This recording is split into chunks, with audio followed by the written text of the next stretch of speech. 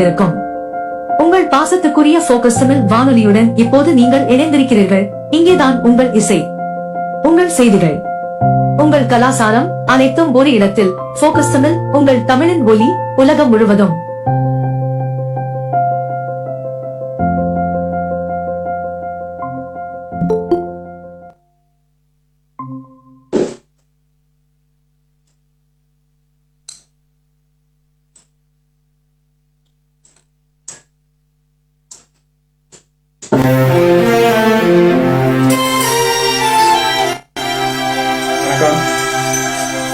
சதுரங்கம், சமகால அரசியல் நிலவர ஆய்வரங்கம்.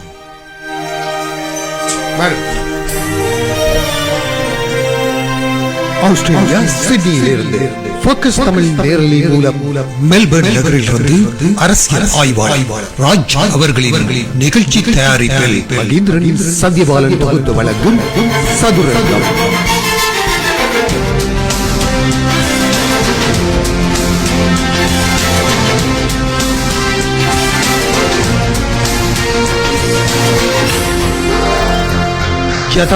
அரசியல் கள நிலவரங்களை ஆராயும் அரசியல் கள நிகழ்ச்சி. ஆஸ்திரேலிய சிட்னி மெல்பர்ன் நேரம் இரவு 9 மணிக்கு கேட்க தவறாதீர்கள். சதுரங்கம்.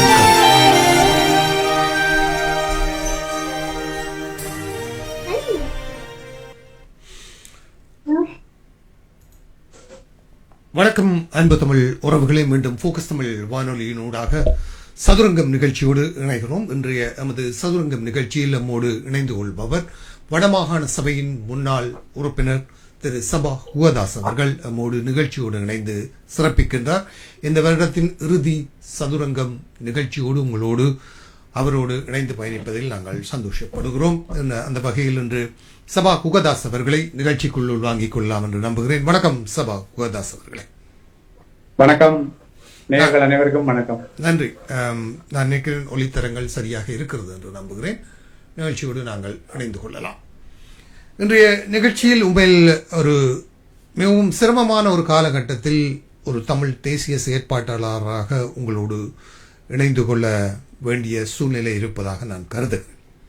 அண்மைய காலமாக தமிழ் மக்களுடைய அரசியல் விவகாரங்கள் போகின்ற திசையை நாம் பார்க்கும்போது மிகவும் சஞ்சலமான ஒரு மனோநிலையுடன் உங்களை நான் இந்த வருட இறுதியிலே சந்திக்கிறேன் என்பதுதான் நிஜமாக இருக்கிறது. இரண்டு முக்கியமான விடயங்கள், அதை தவிர்த்து ஏனைய பல விஷயங்களையும் உங்களோடு பேசலாம் என்று நம்புகிறேன். குறிப்பாக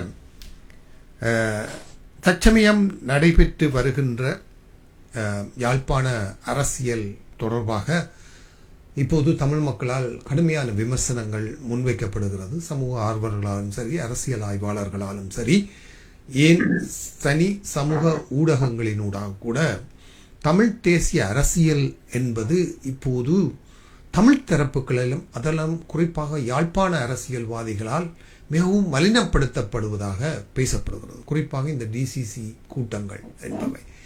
இந்த விடயம் தொடர்பாக அங்கு தமிழ் மக்கள் மத்தியிலும் உங்களுடைய மனதிலும் தற்போது நடைபெற்றுக் கொண்டிருக்கக்கூடிய இந்த டிசிசி கூட்டங்களின் அவலங்கள் தொடர்பாக என்ன கருதுகிறீர்கள்? உண்மையிலேயே நீங்க இந்த குறிப்பிட்டது போல இந்த மாவட்ட ஒருங்கிணைப்பு குழு கூட்டங்கள், குறிப்பாக யாழ்ப்பாண மாவட்ட ஒருங்கிணைப்பு குழு கூட்டம் மற்றும் இதர பிரதேச செயலகங்களில் நடைபெறுகின்ற ஒருங்கிணைப்பு குழு கூட்டங்கள் யாவும் தற்போது ஒரு திட்டமிட்ட வகையில் யாழ்ப்பாணத்து மக்களுக்கோ அல்லது யாழ்ப்பாணத்து அரசியல்வாதிகளுக்கோ ஒரு ஒழுங்கான முறையில், ஒரு ஒழுங்கு முறையில், ஒரு கட்டமைக்கப்பட்ட முறையில் நிர்வாகங்கள் நடத்த தெரியாது அல்லது அவர்கள் ஒரு குழப்பவாதிகள் என்ற வகையில் காட்டிக் கொள்வதற்காக திட்டமிட்டு நடத்தப்படுகிற ஒரு செயல்பாடாகத்தான் இதை நாங்கள் பார்க்கக்கூடியதாக இருக்கிறது. ஏனென்றால் இந்த மாவட்ட ஒருங்கிணைப்பு குழு கூட்டம் என்பது இன்று வந்த ஒரு புதிதான விடயம் அல்ல. இது கடந்த காலங்களில் இருந்தே நடைபெற்றுக் கொண்டிருக்கிற ஒரு விவகாரம் தான். ஆனால் கடந்த காலங்களை விட தற்பொழுது இது ஒரு மோசமான விமர்சனத்திற்கு எப்படி உள்ளாகி இருக்கிறது என்று சொன்னால், அந்த ஒருங்கிணைப்பு குழு கூட்டங்களுக்கு தலைமை தாங்குகிற தலைவர்கள் தான் இந்த விவகாரத்தை திட்டமிட்டு குழப்ப நிலைமைக்கு உட்படுத்துவதற்கு வழிவகை செய்கிறார்கள்.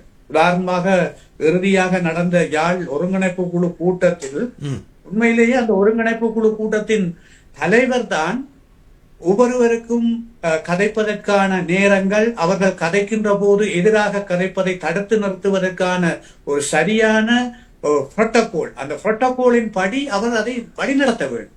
மாறாக நீங்கள் ஊடகங்களில் பார்த்திருப்பீர்கள், அந்த குழப்பத்தை ஏற்படுத்துகின்ற பாராளுமன்ற உறுப்பினரை வழிநடத்துகின்ற தலைவர் அந்த இடுப்பில் கிண்டி விட்டு செல்கின்ற செயல்பாடுகள் ஊடகங்களில் வந்ததை நீங்கள் எல்லாம் பார்த்திருப்பீர்கள்.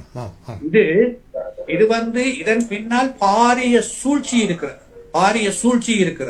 இது ஒரு திட்டமிட்ட அஜெண்டா. அதாவது ஆளுங்கட்சியும் ஆளுங்கட்சியுடன் இணைந்திருக்கின்ற சுயேட்சை குழு பாராளுமன்ற உறுப்பினரும் இணைந்து செய்கின்ற ஒரு பாரிய மோசடி. என்னன்னு சொன்னால், இது தமிழ் தேசியவாதிகள் எல்லாம் பிழையானவர்கள், அவர்களால் மக்களுக்கு பிழையான அரசியலைத்தான் கொண்டு செல்ல முடியும். ஆகவே ஏலவே உடைத்திருக்கின்ற அந்த வாக்கு வங்கிக்கு மிதமாக முழுமையாக அந்த வாக்குகளை எதிர்காலத்தில் உடைத்து விடலாம் என்ற வகையில் தான் அந்த விடயம் கையாளப்படுகிறது. உண்மையிலேயே சபை நாகரிகம் பற்றி அந்த கூட்டத்தில் கதைத்த சுயேட்சை குழு பாராளுமன்ற உறுப்பினர் உண்மையிலேயே அவர் பாராளுமன்றத்தில் மிக கேவலமாக சிங்களத்தில் படு தூஷணத்தில் பேசுகின்ற வார்த்தைகள் எல்லாம் நீங்கள் பார்க்கக்கூடியதாக இருந்திருக்கு. அதைவிட சக பாராளுமன்ற உறுப்பினர்களை எப்படியான வார்த்தைகளில் எல்லாம் பாராளுமன்றத்தில் பேசி இருக்கிறார். அது கன்சாட்டில் காலாதி காலமாக பதியப்பட போகிற ஒரு விடயம். ஆகவே அவ்வாறு இருக்கிற போது அந்த பாராளுமன்ற உறுப்பினரை ஏன் அதாவது மாவட்ட இந்த குழு கூட்ட தலைமையால் கட்டுப்படுத்த முடியவில்லை? அப்படி ஒரு கேள்வி எழுகிற போதுதான் அதற்கு விடை இருக்கிறது. திட்டமிட்டு அந்த தலைமை அதை வழி நடத்துகிறது. தமிழ் தேசிய பாராளுமன்ற உறுப்பினர்கள் கதைக்கிற போது குறுக்கிடுகிறார்கள், அதற்கு எதிராக கதைக்கிறார்கள். ஆனால் அதை மீறி அவர் எல்லா உறுப்பினர்களும் கதைக்கிற போது ஊடுருவி, அது மாத்திரமல்ல அதிகாரிகள் கதைக்கிற போதும் அவர்களை விமர்சித்து அவர் கதைத்துக் கொண்டிருக்கிறார். ஒரு சரியான முறையில் அந்த கூட்டத்தை வழிநடத்த விடாமல் தடுப்பதில் என்னை பொறுத்தவரையில் இதில் பாரபட்சம் இல்லாமல் நாங்கள் இந்த விடயத்தை வெளிப்படையாக மக்களுக்கு பேச வேண்டும் என்று சொன்னால், இது திட்டமிட்டு செய்யப்படுகிற செயல்பாடு. அந்த ஒருங்கிணைப்பு குழு கூட்டத்தினுடைய தலைவராலும் சுயேட்சை குழு பாராளுமன்ற உறுப்பினராலும் அவர்கள் திட்டமிட்டு இதை குழப்புகிறார்கள். ஆக இந்த விவகாரத்தில் என்னை பொறுத்தவரையில் அந்த அமைச்சர் சந்திரசேகரம் அவர்களால் இந்த கூட்டத்தை கட்டுப்பாட்டுகள் நடத்த முடியும். ஏனென்றால் அவர் ஆளுங்கட்சியினுடைய கேபினெட் அமைச்சர்.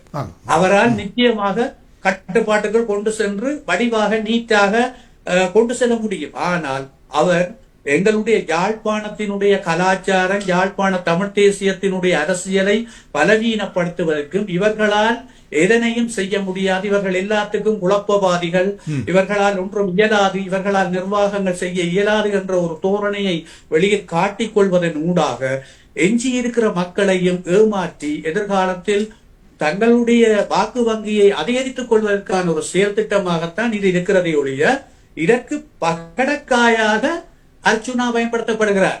அர்ச்சுனா இன்று அவர்களால் பயன்படுத்தப்படுகின்ற இந்த நேரத்தில் எதிர்காலத்தில் அர்ச்சுனாவுக்கு என்ன நடக்கும் என்பது வரலாறு சொல்லும்.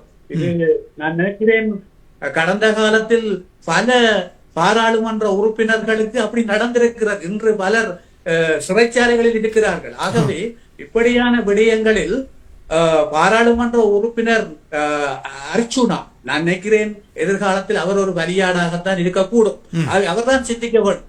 நான் யாரை பலவீனப்படுத்துகிறேன், எவர்களை பலவீனப்படுத்துகிறேன் என்று அவர்தான் சிந்திக்க வேண்டும். இது மொத்தத்தில் நீங்கள் கேள்வி கேட்டது போல இது ஒரு ஒட்டுமொத்தமாக எங்களுடைய யாழ்ப்பாணத்தினுடைய நிர்வாக திறமை, தமிழ் தேசியத்தினுடைய பலம், தமிழ் தேசியத்தினுடைய பற்றுறுதி போன்றவற்றிலிருந்து மக்களை அந்நியப்படுத்துறதுக்கும் அவையெல்லாம் பலவீனப்பட்டிருக்கிறது, இவையெல்லாம் சரிவராது என்ற ஒரு தோரணையில் காட்டிக் கொள்வதற்குமாக நடக்கிற ஒரு நாடகம். இந்த விவகாரங்களிலே தமிழ் தேசியத்தின் முக்கியமான தலைவர்களும் தரம் இறங்கி தங்களது கருத்துக்களை முன்வைப்பதை ஏன் தவிர்த்து கொள்ள முயல்வது இல்லை என்ற ஒரு கேள்வியும் வருகிறது. ஒரு குறிப்பிட்ட அர்ச்சுனா ராமநாதன் போன்ற ஒரு பாராளுமன்ற உறுப்பினர் அவர் வாய்க்கு வந்தபடியெல்லாம் பேசுகிறார்.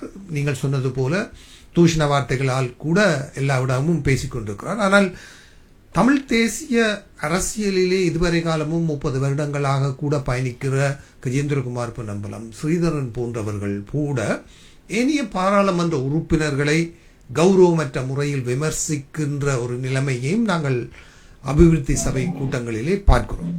இது கூட ஒரு வகையில் அந்த எதிர்த்தரப்பினருக்கு சாதகமாக அமைந்து விடுவதையும் அவதானிக்க வேண்டி இருக்கிறதே.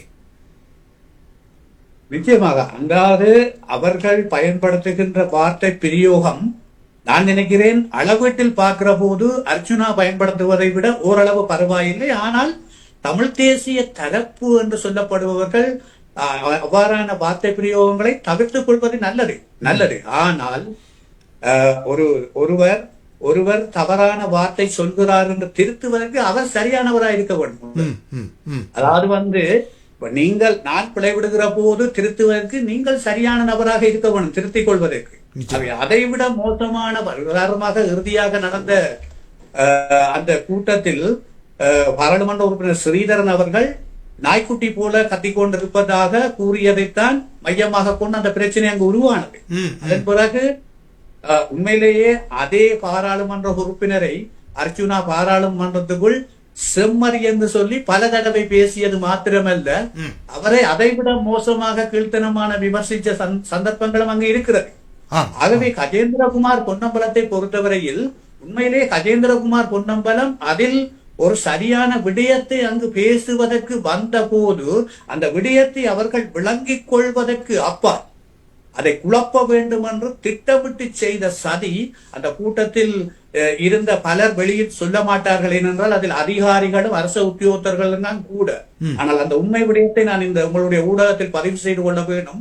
அதில் பின்னணியில் இருந்து அதாவது பின்புறத்தில் இருந்து அதற்கான கேள்விகளை எதிராக தொடுத்து கொண்டிருந்தவர்கள் அந்த அமைச்சரனுடைய செயலாளர்களும் அவருடன் வந்த சில கட்சி சார்பானவர்களும் தான் அங்கிருந்து கூக்குரலிட்டவர்கள், எதிரான கேள்விகளை கேட்டுக் கொண்டிருந்தவர்கள். ஆகவே இது திட்டமிட்டு நடத்தப்படுகிற ஒரு செயல்பாடு. இது நாங்கள் இதை தெளிவாக சொல்ல வலிக்கிட்டால் குறிக்கப்பட்ட மக்களுக்கு கோபம் வந்துடும். ஏன்னு சொன்னா இவங்க தொடர்ந்து அன்ரோவை அடிக்கிறாங்க, அமைச்சரை தீண்டுறாங்கன்னு சொல்லி. ஆகவே என்ன பொறுத்தவரையில எனக்கு அன்ரோவோட முன்ன பின்ன பகையும் இல்லை, எந்த குடுக்கல் வாங்கலும் இல்லை, அமைச்சரோடையும் இல்லை. நாம் கதைக்கிறது எங்களுடைய இனத்துக்கும் எங்களுடைய கௌரவத்துக்கும் தான் நாங்கள் கதைக்கிறோம். ஆகவே நாங்கள் கௌரவமாக வாழ்ந்த இனம். இன்றைக்கும் யாழ்ப்பாண மக்கள் கௌரவமா தான் இருக்கணும். அதில அரசியல் ரீதியாக சில பலவீனங்கள், சில தமிழ் தேசிய தரப்பின் அதிர்ச்சியால் அங்கால வாக்களிச்சிருக்கலாம். ஆனால் அது கணிப்பீடு, ஒரு சரியான கணிப்பீடு எடுத்தால் அது கடந்த காலங்களிலும் டக்ளஸ் தேவானந்தா, அங்கஜன் ராமநாதன் போன்றோருக்கும் அந்த வாக்குகள் விழுந்திருக்கிறது தான், இல்லை என்று நாங்கள் சொல்ல முடியாது. ஆனால் இன்று அதிகமான ஆசனங்களை அவர்கள் எடுத்திருக்கிறார்கள். ஆனால் அதை எடுத்தோம் என்றதற்கு பதிலாக இன்னும் பலவீனப்படுத்துவதற்கு அப்படியான தோரணைகளை, இப்படியான செயற்பாடுகளை மேற்கொள்ளக்கூடாது. கஜேந்திரகுமார் தையிட்டி விவகாரத்தை தெளிவாக சொல்ல வந்தவர். அது நான் அதை மிக உன்னிப்பாக அவதானித்தேன். ஏனென்றால் அந்த விடயத்திற்கு அமைச்சர் தலைமை தாங்கும் தலைவரால மறுமொழி சொல்ல இயலாது. ஏனென்று சொன்னால் அவர் இப்பவும் நீங்க நம்ப மாட்டீங்க, அதை ஆழமா பார்த்தீங்கன்னு சொன்னால் அவர் ஆளுங்கட்சி அமைச்சரா பதில் சொல்றீங்க. அவர் எதிரணியில இருக்கிறவர் மாதிரி தான் பதில் சொல்லி கொண்டிருக்கிறார். அவர் எந்த கேள்விக்கும் அவருக்கு என்னன்னா எதிரணியில இருந்து பதில் சொல்லி பழகிட்டு இன்னும் அந்த பழக்க தோஷமே மாற இல்லை. இன்றைக்கு நீங்கள் நானும் உங்களோட ஊடகம் எவ்வளவு பேரை சந்திக்கிறீங்க, கதைக்கிறோம். என்ன பொறுத்தவரையில எங்கட பிள்ளைய நாங்க முதல்ல ஒத்துக்கொள்ளணும். நாங்கள் அதுல இருந்து எப்படி நாங்கள் நிவர்த்தி செய்யணும் என்று பார்க்க வேண்டும். ஆரோக்கியமான அரசியலை கட்டி வளர்க்கிறதன் ஊடகங்களின் செயற்பாடு. அதை உங்களோட ஊடகம் தெளிவா செய்யுது.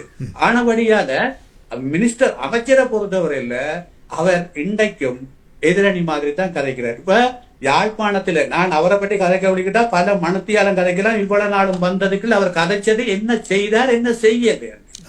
ஆகவே உண்மையில இது அனுரா அரசு தலைவர் ஜனாதிபதி அன்ரோவின் பக்கம் இது தெரியாதது இல்ல, தெரியும். தெரிஞ்சு கொண்டும் கண்டு காணாதவர்கள் போல அவர்கள் இருக்கணும். ஏனென்றால் ஒட்டுமொத்தமாக தமிழ் தேசிய அரசியலை அழிக்க வேண்டும், பலவீனப்படுத்தணும் என்றா இவர்களை வச்சுதான் அவர் பகடக்காயாக எங்களை கையாண்டு கொண்டிருக்கிறார். ஆவே அந்த அதாவது கஜேந்திரகுமாரை பொறுத்தவரையில அதி உச்சமான டோர்ச்சர் தாங்க முடியாமத்தான் அவர் குரங்கு என்ற சொல்ல பயன்படுத்தி இருக்கிறார்.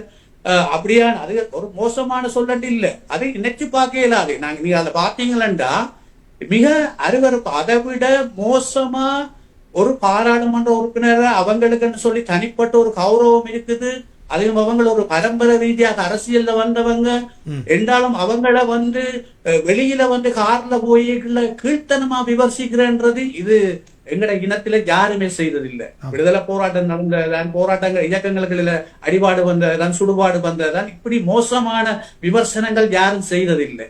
மிக அருவருப்பா இருக்குது. ஆகவே இது அர்ச்சுனான்ற நபர் நீங்க என்னைக்குமா போல அவர் தனிச்சு கதைக்கு இல்லை, அவருக்கு பின்னால ஆளுங்கட்சி இருக்குது.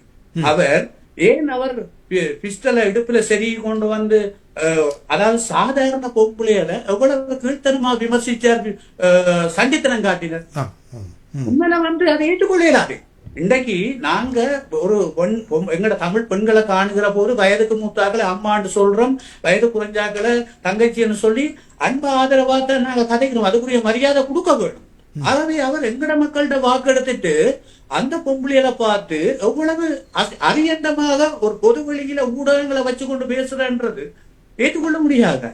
ஆகவே கஜேந்திரகுமார பர்சனலா அவரோட விஷயங்களை எல்லாம் பேசினது நான் என்ன இதுல வன்மையா கண்டிக்கிறேன். அதை ஏற்றுக்கொள்ளாது, அதை ஏற்றுக்கொள்ள முடியாது. அது ஒரு மனுஷன் எல்லா மனுஷனுக்கும் எல்லாம் நிறைவா இருக்கும் இல்ல, ஒவ்வொரு குறைகள் இருக்கும், அதாவது தவறுகள் இருக்கும். அதை சுட்டி காட்டுற முறைகள் என்றது இருக்குது. அதுக்காக ஒரு தனிப்பட்ட மனுஷன் கௌரவத்தை பொது வழியில கீழ்த்தனமா சொல்லக்கூடாது, விமர்சிக்க கூடாது. அது வன்மையாக கண்டிக்கப்பட வேண்டியது. நிச்சயமாக இந்த விவகாரத்திலே நீங்கள் தையிட்டி விவகாரம் தொடர்பாக கஜேந்திரகுமார் பொன்னம்பலம் அவர்கள் இன்றைய அந்த கூட்டத்தில் பேசியது தொடர்பாக நீங்கள் தொட்டு சென்றீர்கள். ஆகவே அடுத்ததாக அந்த பிரச்சனைக்குள்ளேயே நாங்கள் செல்வோம். இந்த கூட்டத்தில் தான் என்று நம்புகிறேன் அமைச்சர் சந்திரசேகரம் அவர்கள் தையிட்டி விவகாரத்துக்கு மாற்று காணிகள் அந்த காணி உரிமையாளர்களுக்கு வழங்குவதுதான் அரசாங்கத்தின் முடிவு என்பது போன்ற ஒரு செய்தியை இப்போது தெரிவித்திருக்கிறார். அது ஒருபுறம் இருக்க, தையிட்டி விவகாரம் தொடர்பாக வலிகாமம் வடக்கு பிரதேச சபையினர் நடத்திய ஒரு போராட்டம் என்பதும் மக்களுடைய கவனத்தை ஈர்த்த ஒரு விவகாரமாக இருக்கிறது. பிரதேச சபை உறுப்பினர்கள் 5 பேர் கைது செய்யப்பட்டு இப்போது பிணையில் விடுதலை செய்யப்பட்டிருக்கிறார்கள். அவர்களுடன் ஒரு இந்து மத குருவாக வேலன் சுவாமிகள் அவர்களும் கைது செய்யப்பட்டு விடுதலை செய்யப்பட்டிருக்கிறார்கள். இந்த விவகாரத்தில் என்னுடைய கேள்வி என்னவென்றால், ஒரு பிரதேச சபை அதற்கான ஒரு தீர்மானத்தை நிறைவேற்றி அந்த தீர்மானத்தை அவர்களுக்கு நோட்டீஸாக ஒட்டுவதற்கு முயற்சி செய்திருக்கிறார்கள் என்று நம்புகிறேன். அல்லது ஒரு பெயர் பலகையை அங்கு சென்று இது ஒரு சட்டவிரோத விகாரை என்று அடையாளப்படுத்துகிற ஒரு செயற்பாடு. அந்த செயற்பாட்டை அவர்கள் ஏன் ஒரு அரசியல் ரீதியான போராட்டமாக நடத்தினார்கள்? ஏன் அதை ஒரு நிர்வாக செயற்பாடாக, அதாவது ஒரு பிரதேச சபையின் ஒரு புரோட்டோகாலுக்கு அமைய ஒரு கட்டிடத்தை பிரகடனப்படுத்துவதற்கான ஒரு வழிமுறை இருக்கும், ஒரு நிர்வாக செயற்பாடு இருக்கும். அதை செய்யாமல் இதை ஒரு அரசியல் போராட்டமாக பிரதேச சபையை வழிநடத்தியது ஒரு சரியான செயற்பாடு என்று நாங்கள் கருதலாமா? நல்ல விஷயம். இது ஒரு மக்களுக்கு தெளிவுபடுத்த வேண்டும். ஏன்னா இதுல நீங்க சொன்ன மாதிரியான ஒரு குழப்பம் மக்கள்கிட்ட இருக்குது. உண்மையில நீங்க சொன்ன மாதிரி தான் பிரதேச சபையின் புரோட்டோகால் ஒரு கட்டடம் சட்டவிரோதம் என்று சொன்னா முதல் தீர்மானம் எடுக்கிறது. தீர்மானம் எடுத்ததின்படி அந்த கட்டடம் இருக்கிற லொகேஷனுக்குள்ள கொண்டு போய் ஒரு போர்டோட போடுறது. இது பிரதேச சபையால தீர்மானிக்கப்பட்டிருக்குது, இது சட்டவிரோத கட்டடம் என்று. அடுத்தது அவங்களுக்கு ஒரு கால எல்லை கொடுக்கிறது. கால எல்லைக்குள்ள அவங்க அதுக்குரிய ஆக்ஷன் எடுக்கலையா அவங்க கோர்ட் ஆர்டருக்கு போய் கோர்ட் ஆர்டர்ல அதை இடிக்கிறது. இதுல என்ன பிரச்சனைன்னு சொன்னால், இதுல உள்ளுக்கு போட்ட பிறகு அந்த பொலிச சுத்தி காட் பண்ண விட்டு அவங்களை என்டர் பண்ண விடாமல், அதை அக்செப்ட் பண்ண விடாமல், அதை மீறி இன்னும் மேலதிகமாக ஒரு புதிய புத்தகத்தில கொண்டு வைக்க போறோம் என்று வெளிக்கிட்ட பிறகுதான் பிரதேச சபை இந்த முடிவுக்கு வருகிறது. ஏனென்று சொன்னால், ஒரு அரசியல் ரீதியாக அவங்களால செய்யக்கூடிய அடுத்த நிலப்பாடு அதுக்கு ஒரு ஜனநாயக ரீதியான ஒரு போராட்டம் செய்யறதுக்காக அவங்களுக்கு வேற வழி இல்லை. ஆகவே அந்த ஜனநாயக போராட்டத்தை அவங்க முன்னெடுக்க நீங்க என்ன செய்யறீங்க? நீங்க சொல்றீங்க இனவாதம் இல்ல, வன்முறை இல்ல, நாங்கள் எல்லாத்தையும் விட்டுட்டோம், நாங்கள் இனி ஒரு இணைந்த ஐக்கியத்துடன் ஒரு இலங்கையர் என்ற ரீதியில ஆட்சி செய்யறோம் என்று வெளியில கதைக்கிறீங்க. நீங்க என்ன அங்க ஒரு மத உருவம் வந்து இன்றைக்கு ஒரு பிக்குவா அப்படி நீங்க அடி கேளுமா கேளுமா? என்ன செய்யலும் முடியா செய்யுங்க பாப்போம். ஒரு பிக்குவ நீங்க கை வச்சிருங்க பாப்போம் என்ன நடக்கும்ண்டு. போராட்டத்துல நடக்கிற பிக்குவ அவன் வந்து தடவேலியில் ஏறிடுக்க வச்சு சுத்தி கும்பிட்டு கொண்டிருக்கிறீங்க. எங்கட இந்து மத குரு வந்து அவன் என்ன செய்யறீங்க? ஒன்றை அடிச்சு அவனு செய்யாத வேலையெல்லாம் செய்யறீங்க. அதை விட பிரதேச சபை உறுப்பினர் இன்றைக்கு அவங்க வந்து மக்களால தெரிவு செய்யப்பட்டார்கள், அவங்க நீங்க தூக்கி கொண்டு அடிக்கிறீங்களன்னு சொன்னால் என்ன நடக்குது? என்ன இங்க என்ன நடக்குது? பிரதேச சபை உறுப்பினர்களுடைய பெயர்கள் குறிப்பிடப்பட்டு அவர்கள் தொடர்பாக நீதிமன்றம் ஒரு கட்டளையை பிறப்பித்திருப்பதாக போலீசார் அந்த கூட்டத்திலே ஒரு நோட்டீஸ் ஒட்டுவதை நான் பார்த்தேன். அது அது அந்த அந்த கட்டளையை பிரதேச சபை உறுப்பினர்கள் மீறியதாக போலீஸ் தரப்பில் தெரிவிக்கப்படுகிறார். அது மட்டுமில்லாமல் சந்திரசேகர் சொல்லுகிறார், இது போலீசாருடைய நடவடிக்கையை தவிர அரசாங்கத்தின் நடவடிக்கை அல்ல, இது முற்றுமுழுதாக போலீசாரும் நீதிமன்றமும் தான் இந்த நடவடிக்கையை எடுக்கிறார்கள் என்று அவர் தனது பக்க நியாயப்படுத்துகிறார். அதை நாங்கள் எப்படி பார்ப்பது? இது அதாவது மக்களை அடி முட்டாளாக்குற வேலை தான் இந்த வேலை. இது எங்களுக்கு ஏதோ வரலாறு தெரியாது, ஒன்னும் தெரியாது, சாதாரண மக்களுக்கே விளங்கும். இது இவங்க எல்லாம் திட்டமிட்டு செய்யற நாடகம் என்று சொல்லி, அதாவது கோர்ட் எங்க ஆர்டர் கொடுத்திருக்கு, அந்த ஆர்டர் எங்க வெளியில காட்டு சொல்லுங்க, எத்தனை மெம்பர்ஸ போடு அந்த போராட்டத்துக்கு போக கூடாது ஆர்டர் போட்டிருக்காங்க. அப்படி ஒண்ணுமா இல்ல, அதெல்லாம் போய்க்காரு. அதாவது இந்த போராட்டம் நடந்த பிறகு பிடிச்சு கொண்டு போய் இவங்களை கோர்ட்டில கொண்டு போய் ப்ரொடியூஸ் பண்ணி அவங்க பேருந்து பிணையில வெளியில வந்தவங்களே ஒழிய இவங்க அந்த போராட்டத்துக்குள்ள யார் கூட பொய்ஸ் எழுப்பி கத்தினாங்களோ அவங்கள தேடி தேடி பிடிச்சவங்க. நீங்க அந்த வீடியோவை வடிவா பாருங்க என்ன நடக்குது அங்க வேலையாண்டு. ஆகவே இது ஒரு திட்டமிட்ட செயற்பாடு. அதான் உண்மையில அன்ற அரசாங்கம் ஜனநாயக போராட்டங்களை பேஸ் பண்ண தயார் என்று சொன்னா இப்படியான போராட்டங்களை இப்படி அடக்கி இருக்க கூடாது. எதிரணியில இருக்கீங்களா கோட்டாபய, மஹிந்த ராஜபக்ச, ரணில் விக்ரமசிங்க போராட்டங்களை அடக்கல இன்னைக்கு இல்லாத அளவுக்கு பாராளுமன்றத்துல கத்தி குளறி அடிச்ச தரப்பு இன்றைக்கு அவங்கட பாணியில ஒரு ஜனநாயக போரா. அதுக்கு தமிழ் மக்கள் எங்கேயா ஒரு மிக சிங்கள மக்களை விட தீவிரமாக போராடினோம். ஒரு சாதாரண ஒரு குழு நின்று போராடுறத நீங்க அப்படி ஒரு கோரமா அடக்க முயற்சிக்கிறீங்கன்னு சொன்னா என்ன ஐக்கியம் பேசுறீங்க, என்ன இலங்கையன் பேசுறீங்க? என்ன பொறுத்தவரையில இது திட்டமிட்ட அடக்குமுறை, இது திட்டமிட்ட அடக்குமுறை. இந்த தையிட்டி விகாரைக்கு ஒரு தீர்வெடுக்க முடியாத அன்றகுமார திஸ்ஸா நாயக்காவால நான் சொல்றேன், இந்த இந்த இந்த ஊடகத்துல சொல்றேன், எழுதி வையுங்கோ, எந்த காலத்திலையும் அவரால் ஒரு பிரச்சனை தீர்க்கிறார், ஒரு பிரச்சனை அவரால் தீர்க்கிறார் நினைச்சால் நான் சொல்றேன், அவர்கள் ஆட்சி காலத்தை சரியா பயன்படுத்த தவறிச்சினோம்னு சொன்னா கோட்டாபய விட மோசமான நிலைமையை சந்திக்க வேண்டி வரக்கூடிய சூழல் உருவாகி கொண்டிருக்கு. ஏன்னு சொன்னா இது நான் சொல்ல இல்ல, இன்னைக்கு தென்னிலங்கையில சொல்றவங்களுக்கோ போய் போய் போய் அவங்களே சொல்லி கொண்டிருக்கிறாங்க. ஆனவடியால எங்களுக்கு ஆட்சி மாற்றம் தேவையில்லை, வர்றவர் எங்கட பிரச்சனையை தீர்க்கணும். அது யாரா இருக்கட்டும், எங்களுக்கு தெரியும் பாரத எல்லாம் ஒரே ஆக்கள் தான். ஆனால் இவ வந்திருக்கிறவர் ஒரு வித்தியாசமான புதாளன்னு தான் எல்லாரும் நம்பினது. நான் இப்பவும் சொல்றேன், அன்றகுமார இந்த எங்கட பிரச்சனையை தீர்வு காணவன் மேனன்னு சொன்னால் அவர் சொல்ற இனவாதம் இல்லையாண்டு. சந்திரசேகரன் சொல்ற தையிட்டி விகார தங்களை ஆட்சியில் அமைக்கல, ஆனபடியால இதுக்கு பிரச்சனை தீர்வு காண்றது ரொம்ப கஷ்டம். நான் ஒரு கேள்வி கேட்கிறேன், உங்களோட ஊடகங்கள்ல அவையண்ட ஆட்சியில அண்மையில ரிங்கோல புத்தசில வச்ச தூக்குங்கடா பாப்பம், வெளியில தூக்குங்கடா, உங்களோட ஆட்சியில வச்சு நீங்க ஏன் நடிக்கல? யார் ஏமாத்துறாங்க? இன்றைக்கு பவனியால ஒரு புத்த விகார கட்டுப்படுறது பிள்ளையா கோயில் இருக்கு, பழைய செங்கட்டிய தேடி எடுத்துக்கொண்டு கட்டுறீங்க. யாரு ஏமாத்துறீங்க? என்ன நடக்கு? தொல்லிய திணைக்களம் என்ற பேரில எங்கட யாழ்ப்பாண முனியப்ப கோயில் வாசல்ல கல் அடிச்சிருக்கிறீங்க. அந்த கோயிலுக்குள்ள போனா நீங்க என்ன செய்வீங்க? தொல்லியலை சேதப்படுத்திட்டாங்கன்னா அந்த சனத்தை பிடிச்சோண்டு அடைக்க போறீங்க. முத்த வழியில நாங்கள் நிகழ்ச்சி நடத்துற கிரவுண்டுல எங்கட மண்ணுக்குள்ள நடு கிரவுண்டுக்குள்ள போஸ்ட் அடிச்சிருக்குது. இது எல்லா போர்டர் தொல்லிய திணைக்களத்துக்கு நாளைக்கு ஒரு கிரவுண்டுக்குள்ள போய் நாங்க விளையாடினா தொல்லியலை சேதப்படுத்தணும்னு சொல்லி பிடிச்சோண்டு அடைக்கிறதா? இதான் நல்ல நக்கம். என்ன நடக்குது? ஆகவே என்ன பொறுத்தவரையில தமிழர் தாயகத்தில கடந்த கால ஆட்சியாளர்கள் செய்ததை விட மோசமா தந்திரோபாயமா நுணுக்கமா நடந்து கொண்டிருக்கு. இதை விட டீப்பா நாங்கள் கதைக்க முடியும். இப்ப நான் இந்த விஷயத்தை மட்டும் தெளிவா சொல்லி இருக்கிறேன். சந்திரசேகரம் சொல்றது முழுக்க அப்பட்டமான பொய். அதை விட அவர் இன்னொன்று நான் திரும்ப சொல்றேன், இப்பவும் அவர் எதிரணிலான் இருக்கிறார், அவர் ஆளுங்கட்சியிலே இல்லை.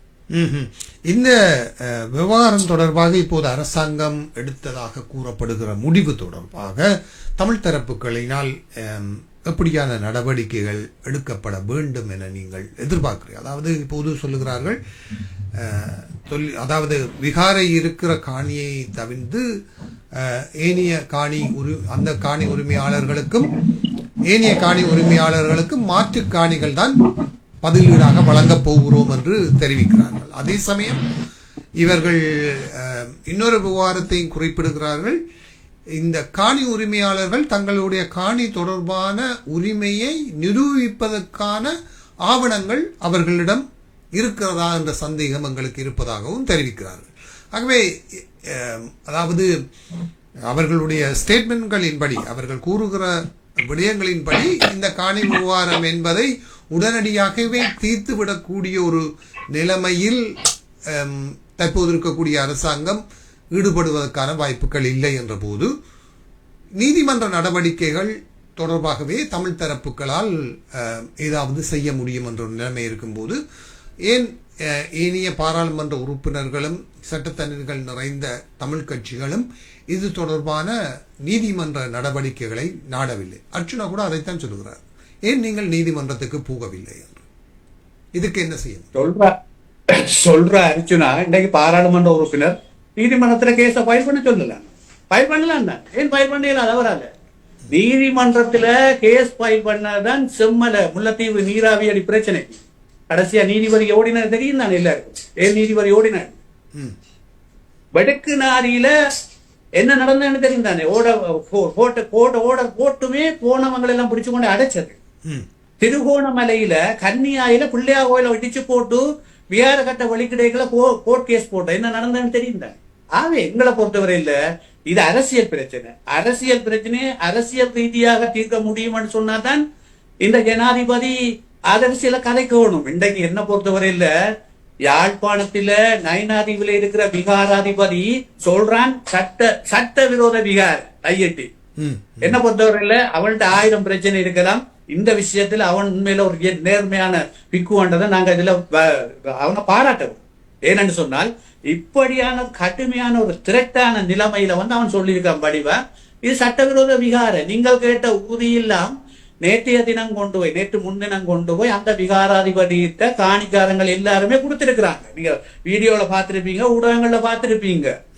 அதாவது தையிட்டி விகாரை கட்டப்பட்டிருக்கிற நிலங்களுக்கு சொந்தமான மக்கள் தங்களுடைய பத்திரத்தை கொண்டு காட்டி இருக்கணும். இது நீதிமன்றத்துக்கு போனால் ஒரு காலத்திலேயும் அந்த மக்களுக்கு காணி கிடைக்காது, ஒரு காலத்திலேயும் கிடைக்காது. நீதிமன்றத்துக்கு ஏன் போகையில் இடத்துல இதுல தெளிவா சொல்லுவோம். நீதிமன்றத்துக்கு போகக்கூடாதுல நானும் தெளிவா இருக்கிறேன். ஏன்னு சொன்னால் நீதிமன்றத்துக்கு போனால் அந்த சனத்துக்கு காணி இல்லாம போயிடும். அது ஒரு ஆபத்தான நிலைமை. அப்படி ஒரு ஆபத்தான நிலைமைக்குள்ள பாதிக்கப்பட்டவனை நாங்கள் கொண்டு தள்ளிவிடக்கூடாது. உண்மையில ஜனாதிபதி ஒரு துணிவாடி, இந்த நாட்டை கொண்டு செல்லக்கூடிய ஆளுமை அவர்கிட்ட இருந்தார். நான் ஜனாதிபதியா முதல் செய்திருப்பேன், அந்த மக்களை கூப்பிட்டு வாங்கோ இருங்கோ, என்ன டாக்குமெண்ட காட்டுங்கோ, என்ன பிரச்சனை, இதுல என்ன சம்பந்தம், சரி அந்த விகார உடைக்க இயலாது, என்னடா உடைச்சா நான் ஆட்சியில இருக்க இயலாது, நீங்கள் அதை நம்ப வேணும். இதுக்கு பதிலா நான் உங்களுக்கு 2 மடங்கு அபராதம். இன்றைக்கு நீங்க வெளிநாடுகள்ல இருக்கிறீங்க, உங்களோட நாடுகள்ல ஒரு நிலத்தை அரசாங்கம் சுபீகரிக்குதுன்னு சொன்னா அதை விட 3 மடங்கு பெருமதியை அந்த காணிக்காரனு கொடுக்குறாங்க. அவனுக்கு வீடே கட்டி கொடுக்குறாங்க, அவனோட வசதியை ஏற்படுத்தி கொடுக்குறாங்க. அதுதான் நடைமுறை. அந்த நடைமுறையை விட்டுட்டு இது சட்டம் தெரியாதவன் உலகம் தெரியாதவன் காட்டுற மாதிரி தான் இவங்க கதைச்சு கொண்டிருக்கிறாங்க. இந்த விவகாரத்துல ஜனாதிபதி அப்படி கூப்பிட்டு கதைச்சு இந்த பிரச்சனையை சோர்ட் அவுட் பண்ணியிருந்தா இதை எப்போ முடிஞ்சிருக்கும். இது வெரி சிம்பிளான பிரச்சனை. இதை கூட முடிக்க முடியாமல் கேட்ட கேள்விக்கு மறுமொழி சொல்லாமல் ஒரு டிசிசி மீட்டிங்ல வந்திருந்தவர் ஜனாதிபதி. இப்ப நான் நினைக்கிறேன் இதுக்கு 2 கூட்டத்துக்கு முதல் கூட்டத்துல அதில கஜேந்திரகுமார் கேள்வி கேட்டதுக்கு தான் இந்த பாராளுமன்ற உறுப்பினர் அர்ச்சுனாவும் கவர்னரும் சேர்ந்து மறுமொழி சொன்னவங்க, கேள்வி கேட்டவன் மறுமொழி சொல்லல, பக்கத்தில் இருந்தவங்க மறுமொழி சொல்லி போட்டு அவனை கரைச்சி விட்டவங்க. உண்மையில ஜனாதிபதி என்ன சொல்லி இருக்கணும், என்னத்தான் கேள்வி கேட்டு கொஞ்சம் வெயிட் பண்ணுங்கன்னு அவர் சொல்லி இருக்கணும். உண்மையில நான் ஜனாதிபதியா இருந்திருந்தா அதுல கொஞ்சம் குறையான்னு சொல்லி போட்டு நான் மறுமொழி சொல்லி இருப்பேன். அதுக்கு கூட மறுமொழி சொல்ல முடியா பொட்டேன்மாய் பதுங்கி ஓடினால என்னன்னு இந்த பிரச்சனையை தீர்க்கலும், என்னன்னு தீர்க்கலும். இது பிரச்சனை ஜனாதிபதி தீர்க்கணும் என்ன பொறுத்தவரையில. இது கூப்பிட்டு வச்சு இன்றைக்கு காலம் தள்ளி போகல, எனக்கு கூட ஜனாதிபதி கூப்பிடலாம், கூப்பிட்டு அந்த மக்களை கூப்பிட்டு பத்திரங்களை கொண்டாங்கோ, உடனே வெரிஃபை பண்ணி போட்டு, இப்பதானே ஆன்லைன்ல இருக்கு, வெரிஃபை பண்ணி போட்டு டக்கட்டு இந்த பிரச்சனையை சோட் அவுட் பண்ணலாம். ஆனா இந்த பிரச்சனை தீர்க்கலாம், தீர்க்க முடியாது, தீர்க்கக்கூடிய டேலண்ட் அவைட்ட இல்ல. இது நிலைமை எங்கேயோ போய்கொண்டிருக்கு, நிலைமைகள் எல்லாம் மாறிக்கொண்டிருக்கிற சூழல்ல இவையாளு சொல்லலாது. இது ஏமாற்று வித்தைகளை கொண்டுதான் இனி காலம் கடத்த போகிறார்கள். இந்த தையிட்டி விவகாரங்கள் போன்ற விடயங்களிலே மிக முக்கியமாக இருக்கிறது நீங்கள் ஏற்கனவே குறிப்பிட்ட விவகாரம், இந்த தொல்லியல் திணைக்களம் தொடர்பான ஒரு சட்டமூலம். இந்த சட்டமூலம் தொடர்பாக அண்மையில் திரு M.A. சுமந்திரன் அவர்கள் இது ஒரு பாரதூரமான ஒரு சட்டமூலம், இந்த சட்டமூலம் பாராளுமன்றத்திலே மாற்றி அமைக்கப்பட வேண்டும் என்பது போன்ற ஒரு கருத்தை தெரிவித்திருக்கிறார். அதாவது அது எவ்வாறு நடைமுறைப்படுத்தப்படுகிறது, எவ்வாறு வரையறை செய்யப்படுகிறது என்பது போன்ற விளக்கங்களையும் கொடுத்து தெரிவித்திருக்கிறார். இது தொடர்பாக தமிழ் கட்சிகள், தமிழ் தேசிய கட்சிகள் ஒன்று கூடி ஒரு பாராளுமன்றத்திலே ஒரு பிரேரணையோ அல்லது அது தொடர்பான விவாதத்தை ஏற்படுத்துவதற்கான முயற்சிகளை செய்வது போல் இல்லாமல் தங்களது கட்சி அரசியல் தொடர்பாக பேசுகிறார்களே, அது எந்த வகையில் முன்னெடுக்கப்பட வேண்டும் என்று நீங்கள் கருதுகிறீர்கள்? அதாவது நீங்கள் சொன்ன இந்த பிரேரணை விவகாரம் பாராளுமன்றத்துக்குள் அது சாத்தியம் இல்லை, அது எடுக்கிறதுக்கான வாய்ப்புகளும் இருக்காது. ஏனென்று சொன்னால் கடந்த காலத்துல இதை விட நான் நினைக்கிறேன் பிரதி பாதுகாப்பு அமைச்சருக்கு எதிராக ஒரு பிரேரணை கொண்டு வர வேண்டும் எதிர்கட்சிகள் பல ஒரு கையொப்பமிட்டு கொடுத்ததே அவங்க கொண்டு வரல. இது சாத்தியம் இல்லை. ஆனா சாத்தியம் இல்லைன்றதுக்காக செய்யாலும் விடக்கூடாது, செய்ய வேணும். ஆனால் இரண்டாவது என்ன பொறுத்தவரையில தமிழ் தலைமைகள் ஒரு மாற்றத்தை ஏற்படுத்தணும், அதை நான் இதுல வைக்கிறேன். இனி தொடர்ந்து இவியல் தான் தலைமையில இருக்கணும், இவியல் தான் போய் கதைச்சு கொண்டிருக்கணும் இவ சிந்திக்க கூடாது. ஒரு மாற்றம் மட்டும் வரணும். மாற்றம் வராட்டி புதிய ஜெனரேஷன் ஆரோக்கியமா பார்க்கக்கூடிய தலைமையில் வேணும். அதை நான் ஒத்துக்கொள்ள, அதைத்தான் நான் எங்கட கட்சிகளுக்குள்ளே சொல்றேன். நீங்க விடுங்கப்பா, நீங்க உங்களால இனி சரி வராது. ஏன்னு சொன்னா ஒவ்வொரு வெளிநாட்டில இருந்து வார ராஜதந்திரிகளும் தலைவர்களும் இவங்களை தினம் பார்த்து அவங்களுக்கே சலிச்சு போச்சு. இவங்களும் ஒரு டிப்ளமேட்டிக்கா கையாளுறாங்க. இப்ப அண்மையில அதாவது இந்தியாவோட வெளிவிவகார அமைச்சர் ஜெய்சங்கர் வந்தார், கலாநிதி ஜெய்சங்கர் வந்தார். அவர் வந்தது உண்மையில என்ன விஷயம் சாதாரண பிள்ளைக்குமே தெரியும். நாடு ஒரு பெரிய அனர்த்தத்துக்குள்ள உள்ளாகி இருக்கு. இந்த நேரத்துல தங்கட ராஜேந்திரத்துல இதுக்குள்ள டெக்னிக்கா கையாண்டு அரசாங்கத்தை தங்கட பக்கம் ஒரு மக்கள் சாய்க்கலாம் என்ற வகையில தான் அவங்க பாருங்க. அவங்க வரைக்குள்ள நீங்க என்ன செய்றீங்க, மாகாண சபை தேர்தல் நடத்துங்கன்னு போய் நிக்கிறீங்க, அடி பார்த்தீங்க. உண்மையில இந்த நேரத்துல அரசாங்கம் மாகாண சபை தேர்தலை வைக்குமா வைக்காதாண்டு சாதாரண சின்ன பிள்ளைங்க விடாங்க. அது என்ன பொறுத்தவரையில நான் சொன்னேன், அது கேட்க கூடாது. இப்ப நாங்க என்ன செய்யணும், அதை விட பெரிய பகுதி என்னன்னு சொன்னா சமஷ்டி தீர்வு தொடர்பாக நீங்க பேச வேணும்னு சொல்லி கதைக்கிறாங்க. இந்திய அரசாங்கத்துக்கு எங்கட பிரச்சனை A to Z தெரியும், தெரியாத ஒன்றும் இல்லை. அதுவும் ஜெய்சங்கர் எங்கட பிரச்சனையில ஒரு கிராஜுவேட் முடிச்சார், அவருக்கு எல்லாமே தெரியும், அத்துப்படியா தெரியும். அப்படியான ஒரு ஆள்கிட்ட போய் என்ன சொல்லணும், இவ சரி நீங்க நாடு அனர்த்தத்துல பாதிக்கப்பட்டிருக்கு, நீங்க சப்போர்ட் பண்ணி நாட்டை முன்னுக்கு கொண்டு வரதுக்கு ஹெல்ப் பண்ணுங்க, அதை நாங்களும் வரவேற்கிறோம், உங்களோட உதவிக்கு நாங்களும் நன்றி சொல்றோம். ஆனால் எதிர்வரும் காலத்துல இந்த அனர்த்தங்கள்ல ஓரளவுக்கு 2 மாதம் 3 மாதத்துல நீங்கி போயேங்க இந்த அரசாங்கத்தோடு நாங்கள் இனப்பிரச்சனை தொடர்பான ஒரு பேச்சுவார்த்தை ஒன்று நாங்க செய்ய வேணும். அதுக்கு நீங்கள் மத்தியஸ்தம் வைங்கோ, நீங்கள் உங்களோட தலைமையில தான் நாங்க பேச வேணும். ஏனென்றா கடந்த கால அரசுகளோட ஒரு புது அரசாங்கம் வந்திருக்குது, நாங்க இவங்கள்ட்ட கேட்போம் எங்கட இனப்பிரச்சனைக்கு உங்கள்ட்ட பொலிட்டிக்கல் சொல்யூஷன் என்ன இருக்குது, அதை நீங்க அரசாங்கத்தின் வாயால எடுக்கணும். இந்த அரசாங்கத்தின் வாயால இனப்பிரச்சனைக்கு ஜனாதிபதி இந்த வாயால் எடுக்கணும் முதல் இந்த இனப்பிரச்சனைக்கு என்ன தீர்வு வச்சிருக்கிறாரு. அதுக்கு பிறகுதானையா அரசியல் அமைப்புக்குள்ள அதை எப்படி கொண்டு வரலாம்னு பார்க்கணும். இது சும்மா எதுக்கு எடுத்தாலும் போய் நின்று சமைச்சு தந்தா தான் போட்டுவோம், சமைச்சு தந்தா தான் போடுவோம், மாகாண சபையை வை, மாகாண சபை வை என்று சொல்லி அவன் எங்க வச்சிருக்கிறான் தீர்மானம்? மனித உரிமை பேரவைக்குள்ள கொண்டு வச்சிருக்கிறான். அவன் அங்க வச்சிருக்கான்.